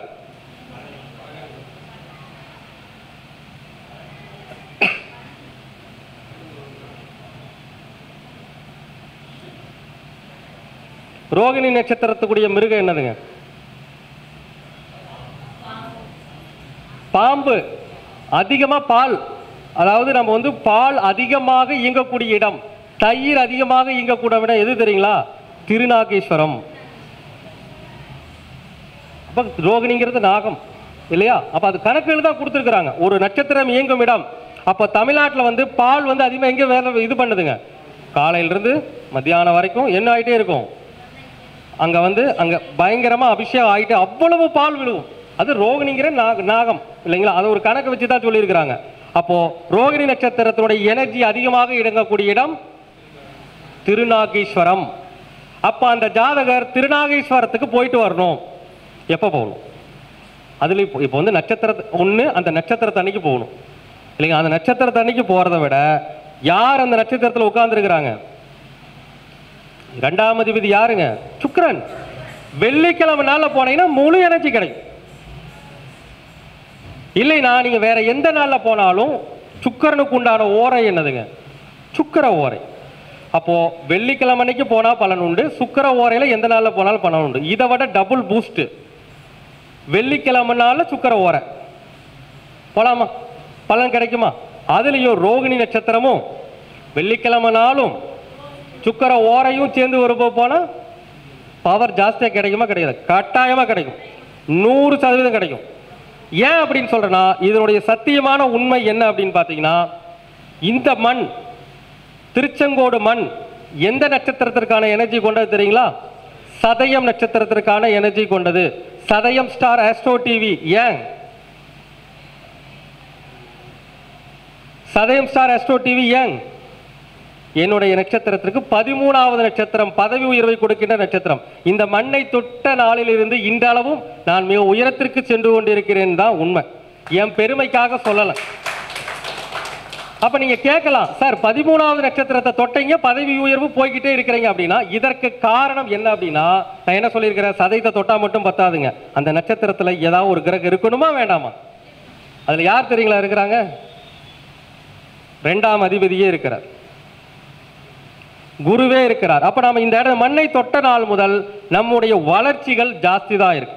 இது ஏதோ நான் பெரிய ஆள் ஆயிட்டங்கிறதுக்காக சொல்லலைங்க. இதை இயக்கி நான் நல்ல பலன்களை அனுபவித்திருக்கின்றேன் அப்படிங்கிற உண்மையை உங்கள்கிட்ட பகிர்ந்திருக்கிறேன். அவ்வளவுதான். சரிங்களா? அப்போ இது வந்து சத்தியம். இந்த இடத்துக்கு வந்ததுக்கு அப்புறம் தான் எனக்கு திருமணமே ஆகாம திருமணமானது இந்த மண்ணுக்கு வந்ததுக்கு அப்புறம் தான். 2ஆம் இடம் குடும்பம் இருக்குது இல்லைங்களா? அப்ப நீங்க நல்லா யோசிச்சு பாருங்க. அந்த நட்சத்திரத்தை இயக்கின்ற பொழுது நமக்கு என்ன பலன் கிடைக்குதுங்க? மேன்மைகள் கிடைக்குது. இப்போ விருச்சிக லக்னத்துக்கு 2, 5 கூட்டானதான குரு. 2ஆம் இடம் குடும்பத்தை அமைச்சு கொடுத்தாரு. 5ஆம் இடம்னா என்னங்க? ஜோதிடம். ஜோதிடத்துல மேல கொண்டு வந்திருக்காருங்களா? இப்போ நம்ம யோசிக்கணும், இது நமக்கு நடந்திருக்கா? நம்ம ஒரு விஷயத்தை செக் பண்ணிட்டு தான் மற்ற கிளைண்ட்டே கொடுக்கணும். நமக்கு நடந்திருக்குதாங்கிற விஷயத்த முதல்ல வந்து பார்க்கணும். ஓகேங்களா? அப்ப என்னன்னா, நீங்க வந்து எந்த நட்சத்திரத்தை இயக்கணுங்கிறத பார்க்கணும் முதல்ல. அந்த இப்போ மகாபாரத்தை எடுத்து கதையா சொல்லுவாங்க.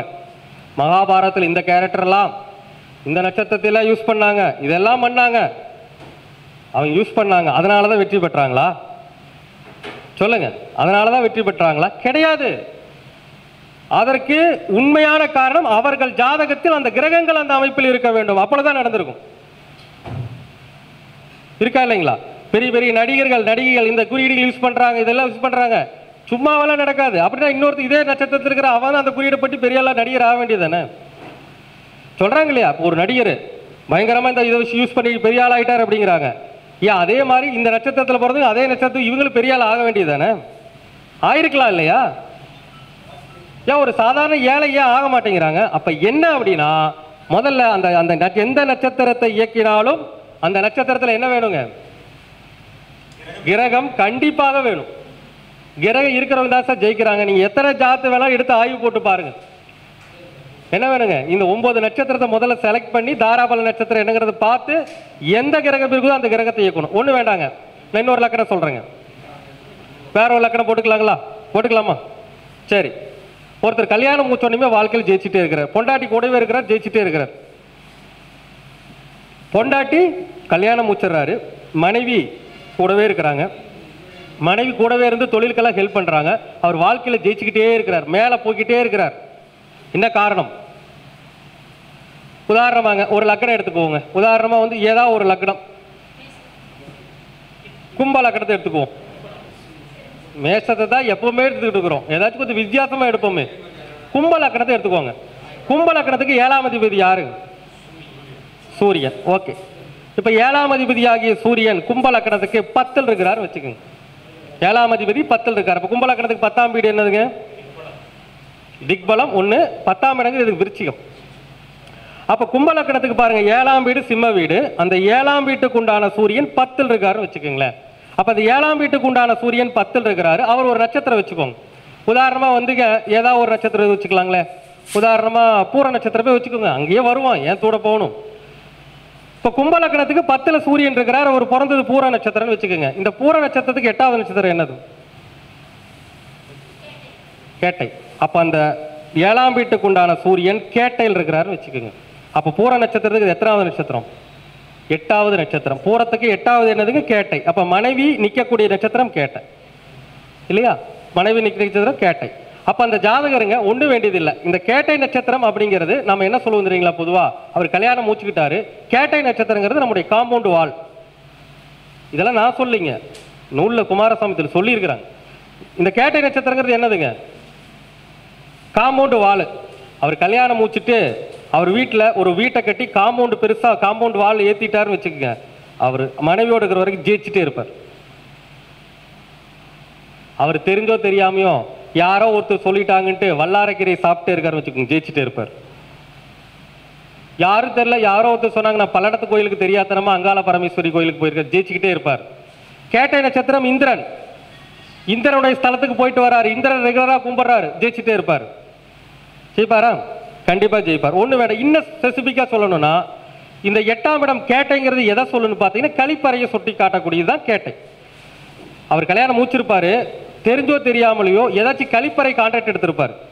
நிறைய கழிப்பறைகளாக இருக்குல்ல, பஸ் ஸ்டாண்டில் கழிப்பறைகள் இருக்குது, ஒரு பெரிய பஸ் ஸ்டாண்டு, அந்த கழிப்பறை கான்ட்ராக்ட் எடுத்திருப்பார். ஒரு சாக்கடை, இப்போது நிறைய கவர்மெண்ட் ஆர்டர் விடுது இல்லைங்களா, அந்த சாக்கடையை கான்ட்ராக்ட் எடுக்கிறாங்களே நிறையா, எடுத்து பணிபுரியும், அந்த மாதிரி கான்ட்ராக்ட் எடுத்திருப்பார். அப்போ மனைவி வந்த பின்பு அந்த நட்சத்திரத்தை அவர் அறிந்தோ அறியாமலோ இயக்கி இருப்பார். அதனால் மிகப்பெரிய வெற்றி அடைந்திருப்பார்.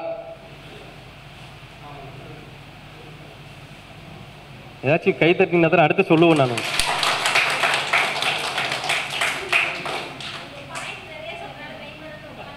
சரி, அப்போ ஒரு மனிதனுடைய வெற்றிக்கு பின்னால் இந்த நட்சத்திரம் என்ற ஒரு சூட்சமம் மிகப்பெரிய அளவில் ஒளிந்திருக்கிறது. மக்களுக்கு தெரியறது இல்லை. திடீர்னு பார்த்தீங்கன்னா பணக்கார ஆயிடுறான், திடீர்னு நல்லா இருக்கிறவன் கீழே போயிடுறான். என்ன காரணம்? அப்போ இந்த நட்சத்திரங்களில் பங்கு என்பது இந்த பிரபஞ்சத்தில் ஒரு நட்சத்திரத்திற்கான வெற்றியை கொடுப்பதுதான், ஒரு செயல்பாட்டிற்கான வெற்றியை கொடுப்பதுதான் நட்சத்திரம். ஒண்ணு வேணாங்க. இன்னைக்கு எத்தனாவது கருத்தரங்கம்? 16வது கருத்தரங்கம். 16னா எத்தனைங்க கூட்டலாம்? 7. 7னா என்ன கிரகம்? நம்ம மீட்டிங் வந்தவங்க புதன் தான் அடிச்சு சொல்லுவாங்க. புதன் தானே நான் சொல்றோம். இந்த பிரபஞ்சத்தில் நட்சத்திரமாக வேலை செய்வது எந்த கிரகம்?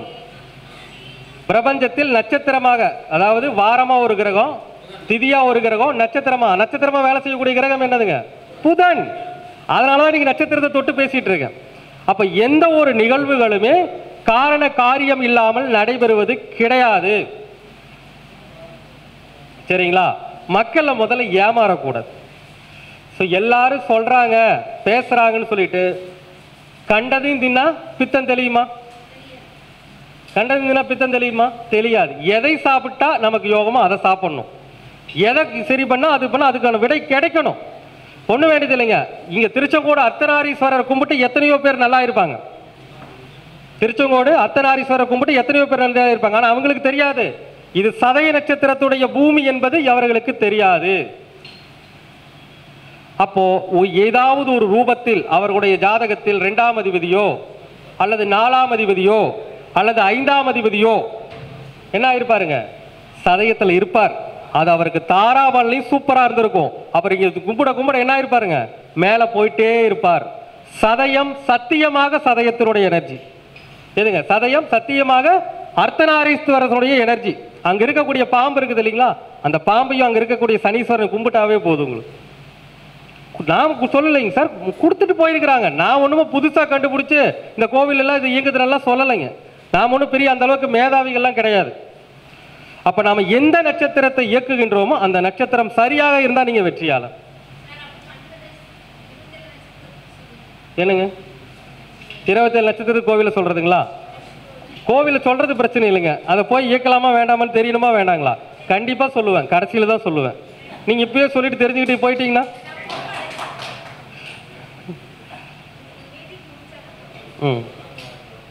ஓகே. அப்போ நட்சத்திரங்கள் என்பது அவ்வளவு பெரிய வல்லமை சக்தி வாய்ந்தது. ஒண்ணு வேண்டியது இல்லைங்க சார். இப்ப நான் இன்னொன்னு சிம்பிளா லாஜிக்கா சொல்றேன். ஒரு சில பேர் வந்து பாத்தீங்கன்னா நீங்க பார்த்திருப்பீங்க, குலதெய்வம் கோயிலுக்கு போயிட்டே இருப்பாங்க. வாழ்க்கையில் அப்படியே படிப்படியா பயங்கர உயர்வுக்கு வந்திருப்பாங்க. ஒரு சில பேர் குலதெய்வம் கோயிலுக்கு போவாங்க. நானும் தான் போறேன், எனக்கு ஒன்றும் பெருசாக நடக்க மாட்டேங்குது. ஆனால் அவர் பாரு வார வாரம் விடாமல் குலதெய்வம் கோயிலுக்கு போயிடுறாரு. வாழ்க்கையில் இடம் பங்களான்னு பயங்கரமாக கட்டி ஒரு பெரிய லெவலுக்கு வந்துட்டாரு. அதாவது குலதெய்வங்களுக்கு போகிறாரு, ஒரு 6 மாதத்துக்கு ஒருக்கா இடம் பிடிக்கிறாரு, வீட்டை கட்டுறாரு, ரியல் எஸ்டேட்ஸில் கொடி கட்டி பறக்கிறாரு. இது எல்லாமே அவருக்கு நடந்துட்டு இருக்கும். அந்த பின்னால் என்ன சூட்சம் இருக்கும்? ஏதாச்சும் ஒரு சூட்சம் இருக்குமா இருக்காதுங்களா? சூட்சமம் இல்லாமல் எதுவும் நடப்பது கிடையாது. ஒன்றும் வேண்டியதில்லை. சிம்பிளாக லாஜிக்காக சொல்கிறேன். அவர் பிறந்த லக்னம் ரிஷப லக்னம். என்னங்க? ரிஷப லக்னம்னு வச்சுக்கோங்க.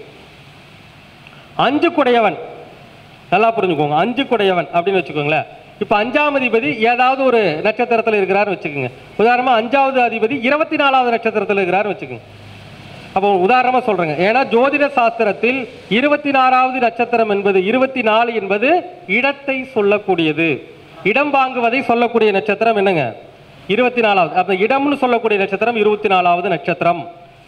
இப்போ அவர் ரிஷப லக்னம் சொல்லிட்டோமா? அவர் ரிஷப லக்னம் சொல்லியாச்சு. இப்போ இந்த ரிஷப லக்னத்துக்கு 5ஆம் அதிபதி யாருங்க? 5ஆம் அதிபதி யாருங்க? புதன். இப்போ புதன் வந்து ஏதாவது ஒரு இடத்துல இருக்கிறார். உதாரணம், புதன் வந்து 5ஆம் அதிபதி புதன் வந்து லக்னத்திலேயே இருக்கிறாருன்னு வச்சுக்கோங்க. அப்போ லக்னத்தில் புதன் என்ன ஆவாருங்க? திக்பலம் ஆவார். அப்போ 5ஆம் அதிபதி யாருங்க? புதன் லக்னத்தில். அப்போ குலதெய்வத்துக்கு உண்டானவர் தானே புதன். குலதெய்வ அனுகிரகத்தை கொடுக்குறவர் தானே புதன். 5ஆம் இடம் தான் குலதெய்வ அனுகிரகம். லக்னத்தில் திக்பலத்தோடு இருக்கிறாருன்னு வச்சுக்கோங்க. அவருக்கு ஏதாவது ஒரு நட்சத்திரம், இப்போ உதாரணமாக அந்த அவர் இருக்காரு இல்லைங்களா, அந்த இடத்துல வந்து ரோகிணிலேயே இருக்காருன்னு வச்சுக்கோங்க, இல்லை கிருத்திகிலேயே இருக்காருன்னு வச்சுக்கோங்க. அப்போ 5ஆம் அதிபதி ஆகிய புதன் ரிஷப லக்னத்துல இங்க இருக்காருங்க, லக்னத்திலேயே கிருத்திகள் இருக்காருன்னு வச்சுக்கோங்க. இந்த கிருத்திகை நட்சத்திரம் யாருக்கு 24வது நட்சத்திரமாக வரும்? எந்த நட்சத்திரத்துக்கு 24வது நட்சத்திரமா வரும்? எண்ணி பாருங்க. எந்த நட்சத்திரத்துக்கு 24வது நட்சத்திரமா வரும்? கிருத்திகைங்கிறது. கிருத்திகை, ரோகிணி, மிருகசீரிஷம், திருவாதிரை, புனர்பூசம். எத்தனை வரும்? யாருக்கு வந்து இந்த கிருத்திகை நட்சத்திரம் 24வது நட்சத்திரம் வரும்? புனர்பூசத்துக்கு வருமா? எண்ணி பாருங்க. நான் உடனே பார்த்தோன்னே சொல்லிட்டேன். எண்ணி பாருங்க. 24வது நட்சத்திரம் புனர்பூசத்துக்கு தான் கிருத்திகை வரும். அதில் டவுட்டே வேண்டாம். அந்த ஜாதகர் புனர்பூசத்தில் பிறந்திருக்காருன்னு வச்சுக்கோங்க. புனர்பூசத்துக்கு 24வது நட்சத்திரம் என்னதுங்க? கிருத்திகை தான். புதன் 5 குடையவன், குலதெய்வத்திற்கு உண்டானவர். கிருத்திகையில 24வது நட்சத்திரத்துக்கு வந்திருக்கார். 24வது நட்சத்திரம்னா இடம்னு சொல்லியிருக்கிறேன். அப்ப அந்த குலதெய்வத்தை வழிபட வழிபட அவருக்கு என்ன கிடைக்கும்? இடம் கிடைச்சிக்கிட்டே இருக்கும். புரியுதுங்களா? அப்ப நாம என்னன்னா, எந்த நட்சத்திரத்தை பயன்படுத்தினாலும் அதுல 9 நட்சத்திரம் தான் எப்பொழுதும் முழுமையாக இயங்கும். அதுல எதுன்னு நம்ம சூட்டபிள் பண்ணணும். அதை பண்ணி எப்படி இயக்கணும்? எல்லாரும் இயக்கக்கூடாது. ஆகா, இந்த 9 நட்சத்திரத்தில் இருந்தாலும் இயக்கலாம், அப்படியே கூட. இப்போ 3வது நட்சத்திரம் 5 எல்லாம் இயக்கக்கூடாது. அதெல்லாம் என்ன பலனுங்க? தடையை கொடுக்கக்கூடியது. அப்போ அதற்குண்டான கோவில்களுக்கு செல்ல வேண்டும்.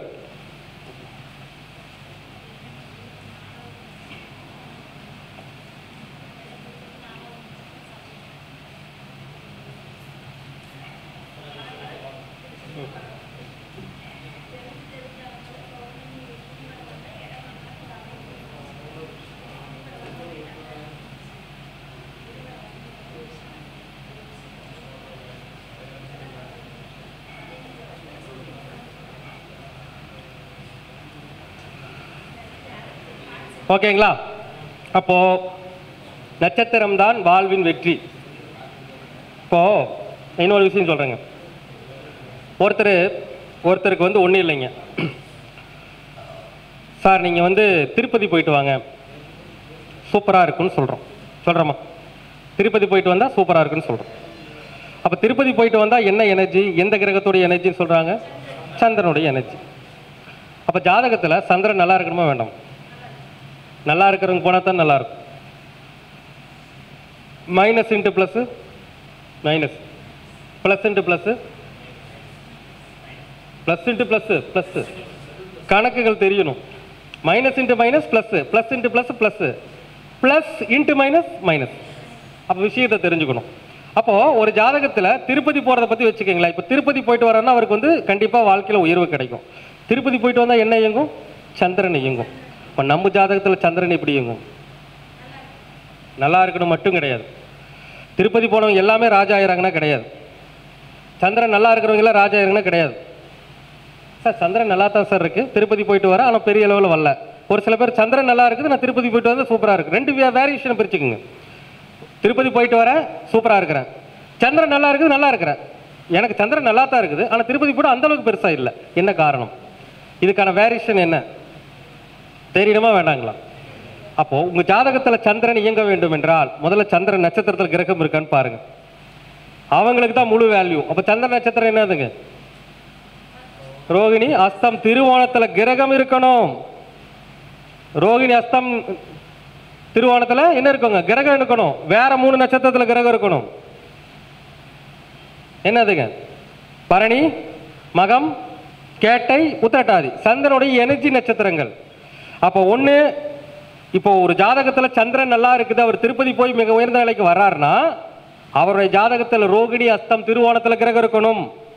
இல்லைன்னா இந்த சந்திரனுடைய கர்ம பதிவை கொண்ட பரணி, மகம், கேட்டை, உத்திரட்டாதியில் கிரகம் இருக்கணும். அப்படி இருக்கிறவங்களுக்கு சந்திரன் ஜாதகத்தில் நல்லா இருந்தால் திருப்பதி போயிட்டு வந்தால் கண்டிப்பாக உயர்வு கிடைக்கும். உயரத்தினுடைய உச்சிக்கே போவாங்க. அப்போ அங்கேயும் யார் வேலை செய்கிறாங்க? நட்சத்திரங்கள் தான் வேலை செய்யுது. அப்போ அந்த சந்திரன் இயங்க வேண்டும் என்றாலும் கூட அந்த நட்சத்திரங்களுடைய பலம் வேணும். அப்போ அவர் அங்கே போயிட்டு வராருன்னு வச்சுக்கோங்களேன், இந்த 7 நட்சத்திரத்தில் ஏதாவது ஒரு நட்சத்திரத்தில் போயிட்டு வந்தாருன்னா சிறப்பாக இருக்கும். அப்போ எந்த நட்சத்திரம், சந்திரன் நட்சத்திரத்தில் எந்த கிரகம் இருக்குன்னு பார்க்கணும் இல்லையா? அப்போ முதல்ல சந்திரன் நீங்க திருப்பதிக்கு போனாலும் உங்களுடைய ஜாதகத்தில் அந்த சந்திரன் ரோகிணி அஸ்தம் திருவோணத்திலேயோ அல்லது இந்த மகம், இந்த பரணி, மகம், கேட்டை, உத்திரட்டாதி இதுல எந்த கிரகம் இருக்குன்னு பாருங்க. அந்த கிரகத்திற்கான நாளில் தான் திருப்பதி செல்ல வேண்டும். அந்த நட்சத்திரத்திற்கான நாள்ல போனீங்கன்னா அந்த நட்சத்திரத்துக்கு நாள்ல எந்த கிரகம் இயங்கியே தீரும்? சந்திரன் இயங்கியே தீரும். அப்போ முதல்ல திருப்பதி போனா யாருக்கு அளவான யோகம், யாருக்கு மிகப்பெரிய யோகம்னு நாம என்ன பண்ணணுங்க? அதை அந்த வேரியேஷனை நம்ம கம்பேர் பண்ணணும். எடுத்தவங்க ஓப்பன்னு போய் ஒன்றும் பெருசா கிடைக்க கூடாது. சரி, சந்திரன் கெட்டு போயிட்டார், என்னதான் போனாலும் பலன் இல்லை சொல்றாங்க இல்லையா? ஆனா நம்மளுக்கு எப்படி சொல்லுவாங்கன்னா, இது தவறா சொல்றதுக்காக சொல்லுங்க. செவ்வாய் கட்டா முருகன் கோயிலுக்கு போ, சந்திரன் கெட்டா அம்பாள் கோயிலுக்கு போ. நோ, அது தவறு. நான் சொல்றதா கரெக்டாக நிரூபிக்கிறதுக்காக நான் சொல்லலைங்க. சந்திரன் கெட்டா உணவு வழங்குங்க, கோவிலுக்கு போயெல்லாம் பலன் இல்லை. சந்திரன் கெட்டா என்ன பண்ணுங்க? யாருக்காச்சும் சாப்பாடு வாங்கி கொடுங்க. செவ்வாய் கெட்டுச்சா ரத்த தானம் பண்ணுங்க, ஒரு தக்காளி சாத தானம் கொடுங்க. ஒவ்வொரு கிரகத்துக்குமே பரிகாரம் இருக்குது, இருக்குதா இல்லைங்களா? அப்போ முதல்ல ஒரு கிரகம் இயங்க வேண்டும் என்றாலும் கிரகம் இயங்கும். ஒரு ஜாதகத்தில் குரு நல்லா இருக்கார், திருச்செந்தூர் லக்கணம், விருச்சிக லக்கணம், குரு 2ல் ஆட்சி, திருச்செந்தூர் போனால் உயர்வு கிடைக்கும். ஆனால் அவருக்கு எந்த நட்சத்திரத்தில் கிரகம் இருக்கணும்? புனர்பூசம், விசாகம், பூரட்டாதி குருவுடைய நட்சத்திரங்கள், கர்ம பதிவு கொண்ட நட்சத்திரங்கள், மிருகசீரிடம், அஸ்தம், உத்திராடத்தில் கிரகம் இருக்கணும். அப்ப எந்த கிரகம் இருக்குதோ அந்த நாளில் போனா என்ன இயங்கும்? குரு இயங்கும். அப்போ நாம என்னங்க, நாம இந்த மக்களுக்கு சில விஷயங்கள் புரியாமையே இருக்குது. கிரகம் நல்லா இருந்தா மட்டுமே பலன் கொடுக்கிறது இல்லை. முதல்ல அந்த கிரகம் இயங்க வேண்டும் என்றால் அந்த கிரகத்தை இயக்க வேணும்னா நட்சத்திரம்னு ஒன்று இருக்கும். ஸோ நட்சத்திரம் தான் என்னங்க நம்முடைய மிகப்பெரிய பலமே. அப்ப நட்சத்திரம் அப்படிங்கிறத நம்ம கரெக்டா பார்த்து ஃபாலோ பண்ணி செஞ்சிட்டோம்னா கண்டிப்பா அவருடைய வாழ்வில் மிகப்பெரிய வெற்றியை நிச்சயமா அடையலாமா? நீங்க பாருங்க, யாருக்கு வேணாலும் சொல்லுங்க, கண்டிப்பாங்க இறைவன் எல்லாருக்கும் ஏதாவது ஒரு நல்ல நட்சத்திரத்தை கொடுத்துருப்பார். அதை பிடிக்க தெரியல, அவ்வளவுதான். 27 நட்சத்திரத்தை போட்டு பாருங்கப்பா. இப்போ என்ன தெரியுங்களா, போயிட்டு எழுதி வச்சுக்குவாங்க, 2, 4, 6, 8 ஓகடா. 2வது நட்சத்திரம் பப்பாளி பழத்தை சாப்பிட்றான், 4வது நட்சத்திரம் ஓகே விசாகம் கல்கண்டை சாப்பிட்றான். எப்படி நானும் சாப்பிட்டு தான் சார் பார்க்குறேன், ஒன்றும் நடக்க மாட்டேங்குது சார். எப்படி நடக்கும்? கிரகங்கள் இல்லாத நட்சத்திரம், கிரகங்கள் இருந்தால்தான் நட்சத்திரம் இயங்கும். அப்ப நட்சத்திரம் இயங்க வேண்டும் என்றால் கிரகங்கள் அந்த நட்சத்திரத்தில் இருக்கணும். எடுத்தோம் கொடுத்தோன்னு கவுத்துட்டு போற விஷயம் இல்லை இது உங்களுக்கு. ஏன்னா மக்களை அலக்களிக்க கூடாது. அப்ப முதல்ல இதுல என்னன்னா, முதல்ல நட்சத்திரத்துல கிரகம் இருக்கான்னு பார்க்கணும், தாராபலன் இருக்கான்னு பார்க்கணும், அடுத்து யார் இருக்கிறாங்கன்னு பார்க்கணும், அவரை எப்படி சாந்தப்படுத்துறதுன்னு பார்க்கணும். எல்லோருக்கும் எல்லா விஷயங்களுமே நன்மையை தந்து விடுவது கிடையாது. நமக்கு 2, 4, 6, 8 நட்சத்திரத்தில் கிரகம் இருந்தாலும் அந்த கிரகம் லக்னத்திற்கு பாவியாக வந்து விட்டால் இந்த நட்சத்திரத்தை இயக்குகின்ற பொழுது அந்த பாவக ரீதியான வாழ்வியல் பரிகாரங்களையும் செய்ய வேண்டும். அப்பொழுதுதான் என்ன ஆகும், அந்த நட்சத்திரமானது முழு இயக்கத்தை, முழு வெற்றியை உங்களுக்கு நல்கும். ஓகேங்களா? அப்போ முதல்ல இந்த 27 நட்சத்திரத்திற்கு உண்டான எனர்ஜி கோவில் என்னன்னு போய் பாருங்க. 27 நட்சத்திரத்துக்கு உண்டான எனர்ஜி கோவில் எங்க இருக்குன்னு பாருங்க. சரிங்களா? அந்த கோவிலுக்கு போய் இயக்கணும். அதுக்காக சொல்லி நான் இப்போ இதே மாதிரி தப்பு பண்ணிடாதீங்க. எப்படியோ நட்சத்திர உணவு, நட்சத்திர குறியீடு, நட்சத்திர மரம், அந்த யூடியூப்ல பேசுறாங்க, இந்த யூடியூப்ல பேசுறாங்களே எழுதி வச்சுக்கிட்டு போய் 27 நட்சத்திரத்தில் 13 நட்சத்திரம் எனக்கு யோகமா வருதுன்னு சொல்லிட்டு இப்ப சொல்றது இதே மாதிரி காப்பி அடிச்சுட்டு போய் நீங்க கும்பிட்டு பலன் கிடைக்கல, நான் பொறுப்பாக முடியாது. அப்ப 27 நட்சத்திர கோவில் எனர்ஜி கோவில் சொல்றாங்க. ஆனா அதுல எதுன்னு செலக்ட் பண்ணி அதுல எந்த கிரகம் இருக்குதுன்னு செலக்ட் பண்ணி போகணும். அது கொஞ்சம் ஜோதிட கணிதம். அப்படின்னா என்னங்க? ஜாதகத்துடைய கிரக பலம். நான் எல்லாத்துக்கும் சொல்ற விஷயம் அதுதான். ஒரு ஜோதிடருக்கு கிரக பலம் தெரிந்திருந்தா மட்டும் தான் எதை இயக்கிறாலும் ஜெயிக்க முடியுங்கிறது தெரிஞ்சுக்க முடியும். நீங்க நட்சத்திரத்தை இயக்கினாலும், யோகத்தை இயக்கினாலும், கரணத்தை இயக்கினாலும் கிரக பலம் தெரியாமல் இயக்கி எந்த பிரயோஜனமும் கிடையாது. சரிங்களா? இப்போ உதாரணமாக உதாரணமா சொல்ல ஒரு நாம யோகம் சொல்றேங்க. ஒரு ஜாதகர் விருத்தி நாம யோகத்தில் பிறந்திருக்காருன்னு வச்சுக்கோங்க. விருத்தி நாம யோகம் எத்தனாவது நாம யோகம்? 11வது நாம யோகமா? இந்த விருத்தி நாம யோகத்திற்கு யோகி யாருங்க? புதன். விருத்தி நாம யோகத்துக்கு யோகி யாருங்க? புதன் தான் யோகியா வருவார். அப்ப யோகி சொல்றோம், யோகி கோயிலுக்கு போங்க சூப்பரா வந்துடும் சொல்றோம். சொல்றாங்க இல்ல, பொதுவா யோகினா யோகி கோயிலுக்கு போங்க சூப்பரா ஜெயிச்சிருவீங்கன்னு சொல்றாங்க. யோகி கோயிலுக்கு போய் கெட்டவங்க நிறைய பேர் இருக்கிறாங்க. அதெல்லாம் நம்ம தெரிஞ்சுக்கணும். இப்போ யோகி கோயிலுக்கு போனால் வாழ்க்கையில் மிகப்பெரிய வெற்றி அடைஞ்சிடலான்னு நம்ம சொல்லுவாங்க. இப்போ ஒன்றும் வேண்டியது இல்லைங்க. நான் ஒரு லக்கணம் சொல்கிறேங்க, அது யோகி உங்களுக்கு வேலை செய்ய வரான்னு பாருங்க. மீன லக்கணம், யோகி புதன். புதன் மீன லக்கணத்துக்கு யாரு? 4ஆம் வீட்டுக்கும் 7ஆம் வீட்டுக்கும் நான் 4லயே ஆட்சி பெற்று பாதகாதிபதி 4இல் கேந்திராதிபதி தோஷம் பெற்று உட்கார்ந்துருக்கிறார். நீங்க புதன் யோகி கோயிலுக்கு போயிட்டு வந்தீங்கன்னா பொண்டாட்டியோட சண்டை வரும், உடம்பு சரியில்லாமல் போகும், மனைவியோட பாதிப்பு வரும், உங்க அம்மாவோட உடம்பு பாதிக்கும், உங்களுடைய சூழ்நிலையை பாதிக்கும், இடம் வீடு பிரச்சனையா மாறும். இப்ப யோகிக்கு ஏதாச்சும் பண்ண முடியுமா? அப்போ ஒரு மனிதனுக்கு கிரக பலம் தெளிவாக தெரிந்திருக்க வேண்டும். ஆனா ஒரு சில பேருக்கு அப்படி நடக்காது. யாருக்கு நடக்காது? 4ஆம் இடத்துல புதன் ஆட்சியா தான் இருக்கிறாரு, ஒருத்தருக்கு நடக்காது. யாருக்கு நடக்காதுங்க? அந்த இடத்துல புதன் வக்கரமானா அவனுக்கு நல்ல பலன் கிடைச்சிடும். புதன் வக்கரமான நல்ல பலன் கிடைச்சிடும். புதன் லோ டிகிரிக்கு போனா நல்ல பலன் கிடைச்சிடும். இப்படியெல்லாம் நிறைய விஷயங்கள் இருக்குதுங்க. அப்ப ஜோதிட சாஸ்திரத்தில் ஒற்றை வரியில் விரிவிக்க முடியாது. ஒரு ஜோதிடருக்கு அந்த கிரக பலத்துடைய வீரியத்தன்மை தெளிவாக தெரிந்திருக்க வேண்டும். அப்பதான் இந்த நட்சத்திரத்து கோவிலுக்கு போன நன்மை கிடைக்குமா கிடைக்காதான்னு முடிவு பண்ண. நான் ஏற்கனவே சொன்னேன் இல்லைங்களா, லக்கணத்துடைய சுபகிரகம் உங்களுடைய தாராபல நட்சத்திரத்தில் இருந்தாலும் அந்த நட்சத்திராதிபதினு ஒருத்தர் இருப்பார் இல்லையா, 2வது நட்சத்திரமோ 4வது நட்சத்திரமோ, அந்த நட்சத்திராதிபதி வலுவோட இருந்துட்டா அது முழு யோக ஜாதகம். அந்த நட்சத்திரத்தை இயக்கும் போது இல்ல அந்த ஒரு மத்தியம மத்தியம ஜாதகம் கெட்டு போச்சுன்னா ஏதோ பரவாயில்ல, அவ்வளவுதான், பெரிய அளவுக்கெல்லாம் பலன் தராது. அப்ப இந்த 3 விஷயங்களும் யார் உட்கார்ந்து இருக்கிறாங்க, தாராபலன் நல்லா இருந்தா யாருக்கு எந்த கிரகம் உட்கார்ந்து இருக்கு, அந்த கிரகம் நல்லா இருக்குதா பார்க்கணும் இல்லையா. அப்ப அமர்ந்திருக்கக்கூடிய கிரகம் நல்ல நட்சத்திரத்தில் அமர்ந்திருக்கக்கூடிய கிரகமும் லக்கணத்துக்கு நல்லவரா இருக்கணும். அதே மாதிரி அந்த அந்த நட்சத்திர அதிபதி இருக்காருங்களா அவர் நல்லா இருக்கும். இது எல்லாம் நல்லா இருக்கிறவங்க அதை இயக்கினா கண்டிப்பா ஜெயிச்சிடும். ஓகேங்களா? அப்ப எவ்வளவு விஷயம் இருக்குன்னு பாத்துக்கோங்க. அப்போ நம்ம ஜாதகத்துல என்ன பண்ணணுங்க, ஒரு சோதிடருக்கு அந்த கிரக வலிமை தெரிஞ்சிருக்கணும். அப்ப கண்டிப்பா அந்த நட்சத்திரத்துக்கு பலன் உண்டுங்க சார், 100% பலன் உண்டு. அதெல்லாம் என்ன பண்ணணுங்க, தெளிவா தெரிஞ்சு நீங்க செயல்படுத்துறீங்கன்னா கண்டிப்பாக வெற்றி உண்டு. சரி, இப்பவும் சொல்றேன், எல்லாருக்கும் போலதான் 27 நட்சத்திரத்துக்கு எப்படி எல்லாருமே ப்ரூட் சொல்லிட்டாங்க சார். மீட்டிங்ல பார்த்தோம்.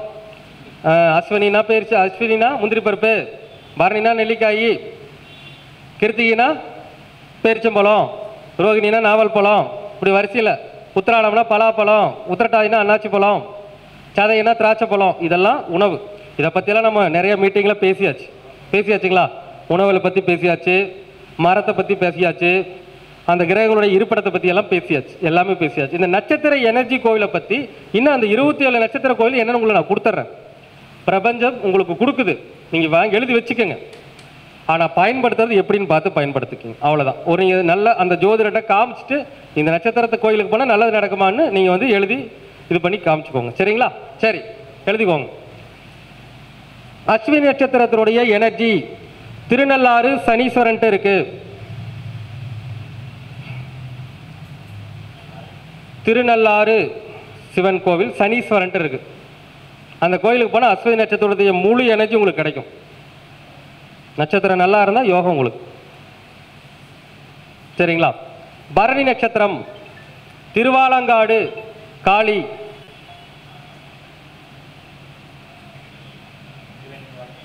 திருவாலங்காடு காளி.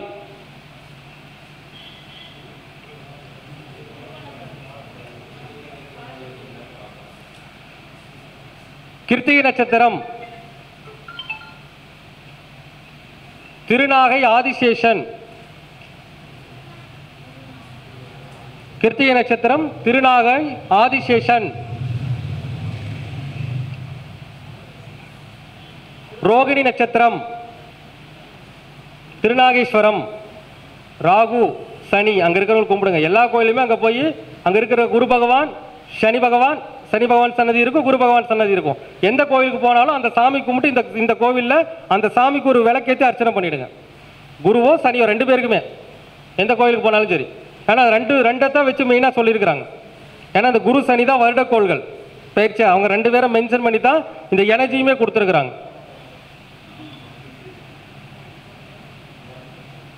அப்போ ரோகிணி திருநாகேஸ்வரம். மிருகசீரிஷம் கதிராமங்கலம் துர்கை.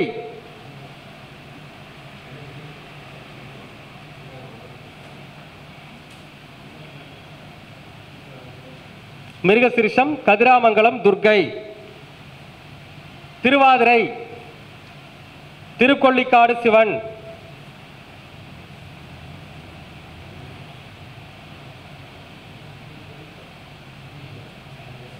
இதெல்லாம் நமக்கு மனப்பாடங்க, எழுதி வச்சலாம் இல்லை, கிளைண்ட் சொல்லி சொல்லி மனப்பாடம். திருவாதிரை திருக்கொள்ளிக்காடு சிவன். புனர்பூசம் ஆலங்குடி குரு பகவான்.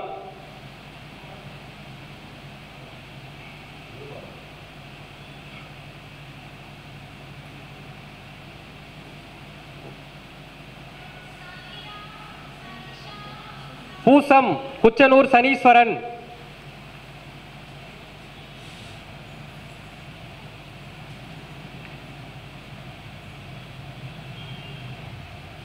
ஆயில்யம் திருப்பரங்குன்ற முருகன் கோவில் இருக்கின்ற தட்சிணாமூர்த்தி சனி பகவான்.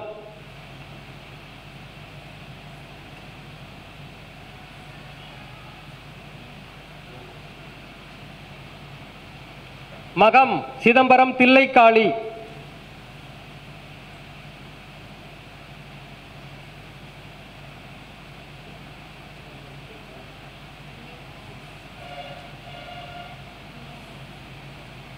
பூரம் திருமணஞ்சேரி ராகுகேது ஸ்தலம். அங்க இருக்கிற குரு சனிக்கும் விளக்கேத்தாம அர்ச்சனை பண்ணாத வராதிங்க எந்த கோயில போனாலும்.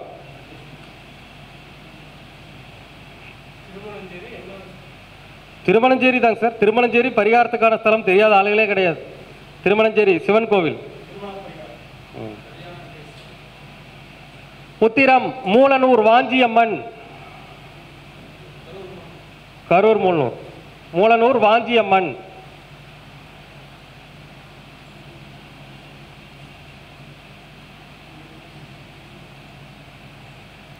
அஸ்தம் சித்திரை திருவாரூர் ராஜதுர்க்கை. அஸ்தம் சித்திரை ரெண்டுமே திருவாரூர் ராஜதுர்க்கையா கூப்பிட்டுருக்காங்க. உங்களுக்கு அஸ்த நட்சத்திர யோகமா இருந்தா அஸ்த நட்சத்திர அன்னைக்கு போய் என்ன பண்ணுங்க, அந்த திருவாரூர் ராஜதுர்க்கை கும்பிடுங்க. சித்திரை யோகமா இருந்தா சித்திரை நட்சத்திர அன்னைக்கு போய் கும்பிடுங்க. ரெண்டுமே அதுக்கு தான் கொடுத்துருக்காங்க.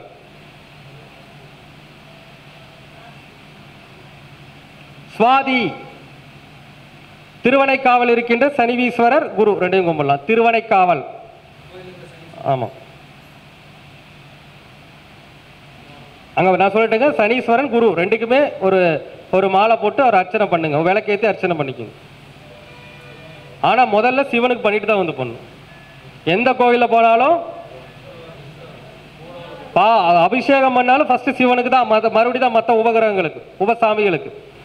ஒரு அர்ச்சனை பண்ணாலும் சிவனுக்கு பண்ணிட்டு தான் மற்ற கிரகங்களுக்கு. எல்லா தோஷங்களும் சிவனால் தீர்க்கப்பட்டு இருக்கிறது தான். அவருக்கு பண்ணாம எதுக்கு பண்ணாலும் பிரயோஜனம் கிடையாது. நீங்க அபிஷேகம் பண்ணாலும் சரி, அர்ச்சனை பண்ணாலும் சரி, விளக்கேற்றினாலும் சரி, சிவனுக்கு இது பண்ணிட்டு வந்து தான் பண்ணணும். அதெல்லாம் அப்புறம்.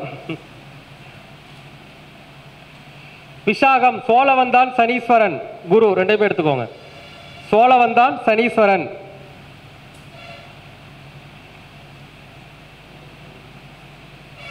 அனுசம் திருவிடைமருதூர் மூகாம்பிகை.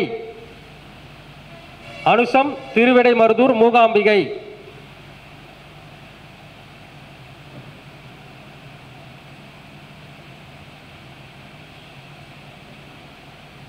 கேட்டை பல்லடம் அங்காள பரமேஸ்வரி. கேட்டை பல்லடம் அங்காள பரமேஸ்வரி.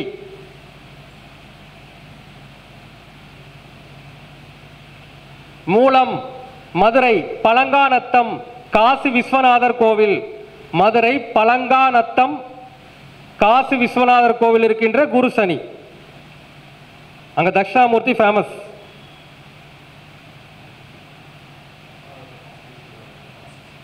பூராடம் திருநாவலூர் தென்முக கடவுள்.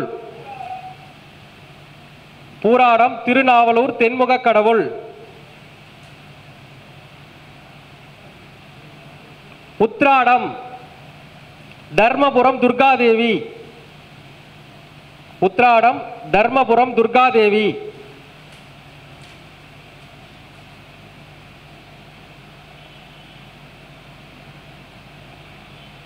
திருவோணம் தெத்துப்பட்டி திண்டுக்கல் தெத்துப்பட்டி ராஜகாலை அம்மன் கோவில்.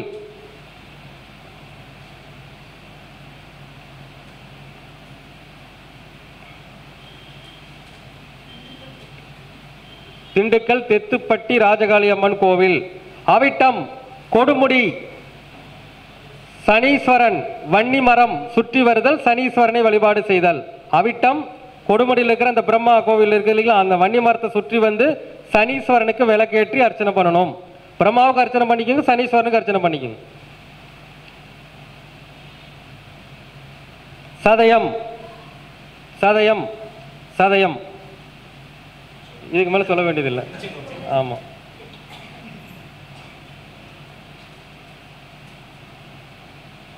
திருச்செங்கோடு அர்த்தநாரீஸ்வரர். பூரட்டாதி காஞ்சிபுரம் சித்திரகுப்தன் கோவில்.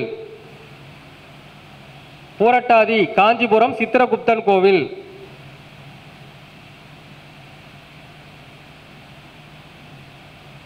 உத்திரட்டாதி திருவையாறு ஐயாரப்பர் கோவில் இருக்கின்ற குரு சனி. குருனா யாருங்க? தட்சிணாமூர்த்தி தான். நீங்க வேற எதுவும் குருனா தனியா போய் சன்னதி தேட வேண்டாம், தட்சிணாமூர்த்தி தான் சொல்றேன். அப்ப உத்திரட்டாதினா திருவையாறு ஐயாரப்பர் கோவில் இருக்கின்ற குரு சனி.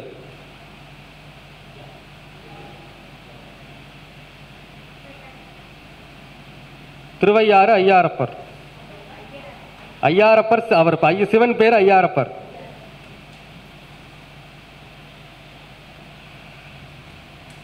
ரேவதி நட்சத்திரம் ஓமாம்புலியூர் சிவன். அங்க இருக்கிற குரு தட்சிணாமூர்த்தி.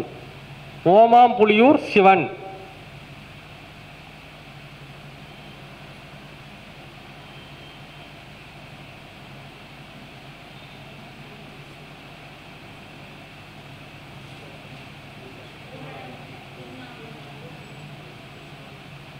ஓகேங்களா?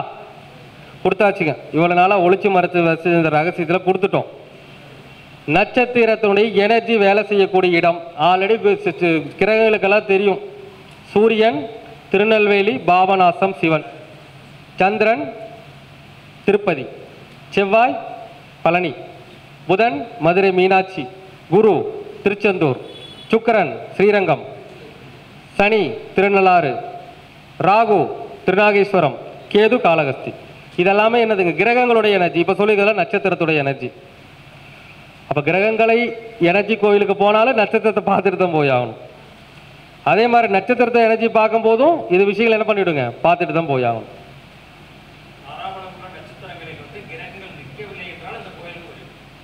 கிரகங்கள் இருந்தால் தான் போகணும்.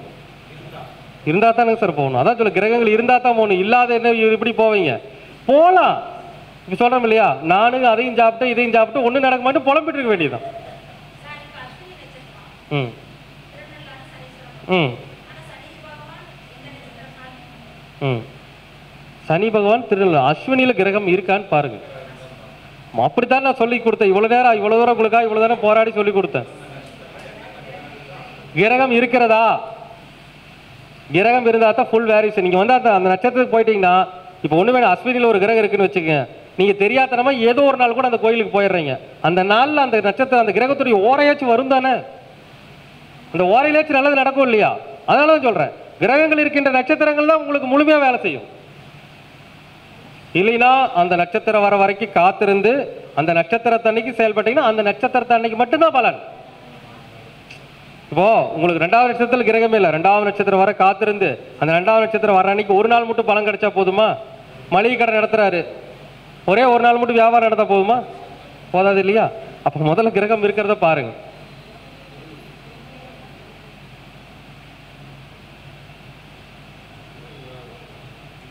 சரிங்களா? அப்போ எல்லாவற்றிலும் ஏதோ ஒரு உண்மை ஒளிந்திருக்கிறது, ஏதோ ஒரு சீக்ரெட்ஸ் இருக்கு. ஒரு மனுஷன் மிகப்பெரிய உயரத்துக்கு போறானா நட்சத்திரம் இங்க உதவி செய்யுது. நட்சத்திரம் உதவி செய்யாம ஒரு பெரிய ஆளாக முடியாது. நீங்க வேணா எவ்வளவு தரம் எந்த ஜாதகத்தெல்லாம் ஆய்வு பண்ணி பாருங்க. இப்ப நான் சொன்ன மெத்தேடு நல்லா தெரிஞ்சவங்களுக்கு இந்த நட்சத்திரத்தை எடுத்து பார்த்தாங்கன்னா அதுக்கான விட தெரிஞ்சிடும். நான் அவ்வளவு தூரம் விளக்கமா உங்களுக்கு சொல்லியிருக்கிறேன். அதாவது ஒரு 3-4 ஜாதகம் லக்னத்தை வச்சு நான் சொல்லியிருக்கிறேன். கொஞ்சம் ஆழமா ஆய்வு பண்ணி பார்த்தீங்கன்னா உங்க வாழ்க்கையில நீங்க உயர்வாக இருந்த காலகட்டம், அதற்கு இந்த இயக்கங்கள் இருக்கான்னு தெரிஞ்சிருக்கணும் இல்லையா? எல்லாரும் அந்த இடத்துல போய் இயங்க முடியாது இல்லையா? எல்லாருமே திருச்செங்கோடு அர்த்தநாரீஸ்வரர்னு சொல்ல முடியாது. முடியுமா? முடியாது. ஒரு சில பேர் ரெகுலராக திருப்பரங்குன்றம் போயிட்டு இருப்பாங்க, ஆயில்யம் திருப்பரங்குன்றம் இயங்கிறது. அப்போ அவங்களுக்கு ஆயில் யோகமா இருக்கும், தெரியாது, வாழ்க்கையில் முன்னேறிட்டே இருப்பாங்களா? இருப்பாங்க. ஒரு பேர் திருச்செந்தூர் போவாங்க, வாழ்க்கையில் ஜெயிச்சுட்டு இருப்பாங்க. அவருக்கு அந்த குருவுடைய நட்சத்திரத்தில் கிரகம் இருக்கும், குருவுடைய எனர்ஜி நட்சத்திரத்தில் கிரகம் இருக்கும், குரு நல்லா இருக்கும். ஒண்ணு வேணாங்க, மிதுன லக்னம், குரு நல்லா இருந்தா நல்லதா, கெட்டு போனா நல்லதா? கெட்டு போனா நல்லது. இப்ப குரு 12 இருக்கிறாரு, ஒரு சொந்த தொழில் பண்ணிட்டு இருப்பாரு, அவருக்கு அந்த குருவுடைய நட்சத்திரத்தில் கிரகம் இருக்கும், குரு 12 இருக்கும்போது திருச்செந்தூர் போனா யோகம் கிடைக்கும். இப்படி நிறைய விஷயங்கள் இருக்கு. சரிங்களா? அப்போ ஒரு மனிதன் ஒரு சிறப்பான வாழ்க்கையை வாழ வேண்டும் என்றால், உயர்ந்த நிலைக்கு செல்ல வேண்டும் என்றால், அதற்கு முழு உறுதுணை புரிவது நட்சத்திரங்களே. நட்சத்திரம்தான் வெற்றி. நட்சத்திரமும் நட்சத்திரநாதனும் பலமாக இருப்பவன் முழு வெற்றி அடைவான். சரிங்களா? சோ எல்லோரும் இனிமேலும் இந்த நட்சத்திரம்லாம் ஐயோ எல்லாமே சிறப்பான நட்சத்திரம்னு நம்பாதீங்க, எல்லா நட்சத்திரம் மோசமான நட்சத்திரம் நம்பாதீங்க. எல்லோருக்கும் அப்படி நடந்துராதுங்க. அப்ப இதுக்கும் மீறி நிறைய சூட்சமங்கள் இருக்குதுங்க. இது சில பேருக்கு அவயோகி நட்சத்திரமா வரும். அடுத்த கேள்வி அதான் கேட்பாங்க, சார் நீங்க சொல்ற நட்சத்திரம் நல்லா தான் இருக்குது, ஆனா எனக்கு முடக்கு நட்சத்திரம், எனக்கு அவயோகி நட்சத்திரம், என்ன பண்றது? அதுக்கான நிவர்த்தி பண்ணணும். முடக்கு நிவர்த்தி வந்துருச்சு, இதுக்கான நிவர்த்தி பண்ணணும். கர்ம நட்சத்திரம்னு ஒண்ணு இருக்குது. எல்லா ராசியிலும் என்ன இருக்குதுங்க? கர்ம நட்சத்திரம். அதை பத்தி நான் அடுத்த ஒரு இதுல பேசுறேன். கர்ம நட்சத்திரம்னு ஒண்ணு இருக்குதுங்களா? கர்ம நட்சத்திரம் என்ன? 10வது நட்சத்திரம் கர்ம நட்சத்திரம். அந்த நட்சத்திரம் இல்லாம ஒவ்வொரு ராசிக்குள்ளேயும் ஒரு கர்ம நட்சத்திரம் இருக்கு. ஒவ்வொரு ராசிக்குள்ளேயும் ஒரு கர்ம நட்சத்திரம் இருக்கு. உதாரணமா சொல்ல போனா ஒரு சிம்பிளா சொல்லிடுறேன்.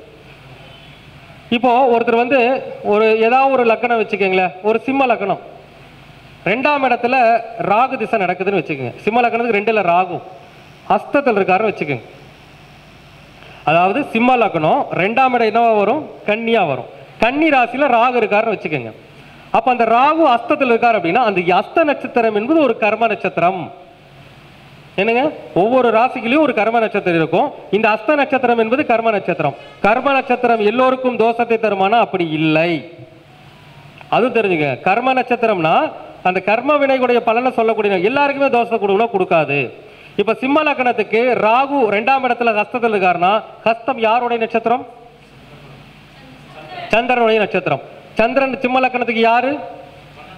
12 கூடையவன். 12 குண்டானவன் 11ஆம் இடத்துல லாபஸ்தானத்தில் இருக்காருன்னு வச்சுக்கோங்க. லாபஸ்தானத்தில் இருக்கிறார். அந்த கர்ம நட்சத்திரம் யாரை பாதிக்கும் யாரை பாதிக்காதுன்னு நாம டிவைட் பண்ணுவோம். யாரை பாதிக்கும் யாரை பாதிக்காது சொல்லுங்க பார்க்கலாம். சிம்ம லக்னம் ராகு அஸ்தத்தில் நிற்கிறாரு. சந்திரனா ராகு அஸ்தத்தில் இருக்கும்போது அந்த திசை யாரா வேலை செய்யும்? சந்திரனா வேலை செய்யும். சந்திரன் யாரு? சிம்ம லக்னத்துக்கு 12ஆம் வீட்டுக்கு உண்டானவர், லாபஸ்தானத்தில் இருக்காரு. இந்த கர்ம நட்சத்திரத்தால் யார் அதிகமாக பாதிக்கப்படுவார்கள்? யார் யோகம் அடைவார்? கர்ம நட்சத்திரம் யோகத்தையும் செய்யும், கஷ்டத்தையும் கொடுக்கும். அப்போ 12ஆம் இடம் வெளிநாடு, 12ஆம் அதிபதி சந்திரன் 11ஆம் இடத்துல லாபஸ்தானத்தில் இருக்கிறார், வளர்பிறை சந்திரனா இருந்தா அந்த கர்ம நட்சத்திரம் அவன் வெளிநாடு செல்லும் போது அவனை உயர்த்தி விடும். உள்ளூர்ல இருக்கிறாங்க 12ஆம் இடம் விரயம். 11ல் கர்ம நட்சத்திரம் கடுமையாக வேலை செய்யும். என்ன பண்ணுங்க, கர்ம நட்சத்திரம் உங்களுக்கு அதிகமான விரய செலவுகளை கொடுத்து அவரை வந்து ஒரு இக்கட்டான நிலைமைக்கு கூட்டிட்டு போயிடும். அப்போ இந்த ஹஸ்த நட்சத்திரம் கர்ம நட்சத்திரமாக இருந்தால் அதை நிவர்த்தி செய்வதற்கென்றும் ஒரு கோவில் இருக்கு. என்னங்க, அந்த ஹஸ்த நட்சத்திரம் கர்ம நட்சத்திரமாக இருக்கின்ற பொழுது அந்த கர்ம நட்சத்திர தோஷத்தை நிவர்த்தி செய்வதற்கென்றும் கோவில்கள் வந்து இருக்கு. சரிங்களா? அப்போ ஒவ்வொரு ராசிக்குள்ளேயும் ஒரு கர்ம நட்சத்திரம் அப்படியே வரிசையில் என்ன மொத்தம் எத்தனை ராசிங்க? 12 ராசி. 11 ராசிக்குள்ளும் 11 கர்ம நட்சத்திரம். அப்போ என்ன ஆச்சு? 11. தனுசு ராசியில் மட்டும் 3 கர்ம நட்சத்திரம். மூலம் புராணம் மொத்தம் 14 நட்சத்திரம் கர்ம நட்சத்திரம். இந்த கர்ம நட்சத்திரங்கள் எல்லோருக்கும் தோஷத்தை வழங்கி விடுவது கிடையாது. அந்த நட்சத்திராதிபதி ஜாதகத்தில் லக்ன ரீதியாக கெட்டுவிட்டால் அந்த கர்ம வினைகளை அந்த திசையில் ஜாதகர் அதிகமாக அனுபவிக்கிறார். அவளால் பெரிய ஒரு முன்னேற்றத்தை அடைய முடியாமல் போய்விடுகிறது. ஒவ்வொரு கர்ம நட்சத்திரத்திற்கு என்றும் தனித்துவமான கோவில்கள் இருக்கிறது. அங்கே சென்று நிவர்த்தி பண்ணிட்டா என்ன ஆகுங்க? கண்டிப்பாக அவருடைய வாழ்வில் ஒளி பிறக்கும். அனைவரும் இந்த நட்சத்திரங்களை பயன்படுத்தி வாழ்வில் ஒரு மிகப்பெரிய உயர்நிலைக்கு செல்ல வேண்டும். ஒவ்வொருவருடைய வாழ்க்கையும் ஒரு உயர்ந்த வாழ்க்கையாக வர வேண்டும். அதற்கு எப்பொழுதும் பிரபஞ்சமும் இறைநிலையும் துணை புரிந்து கொண்டிருக்கும். எனக்கு இந்த வாய்ப்பை நல்கிய பிரபஞ்சத்திற்கும் இறைநிலைக்கும் நன்றி கூறி என்னுடைய சிற்றுரையை நிறைவு செய்து கொள்கின்றேன். நன்றி, வணக்கம், வாழ்க வளமுடன்.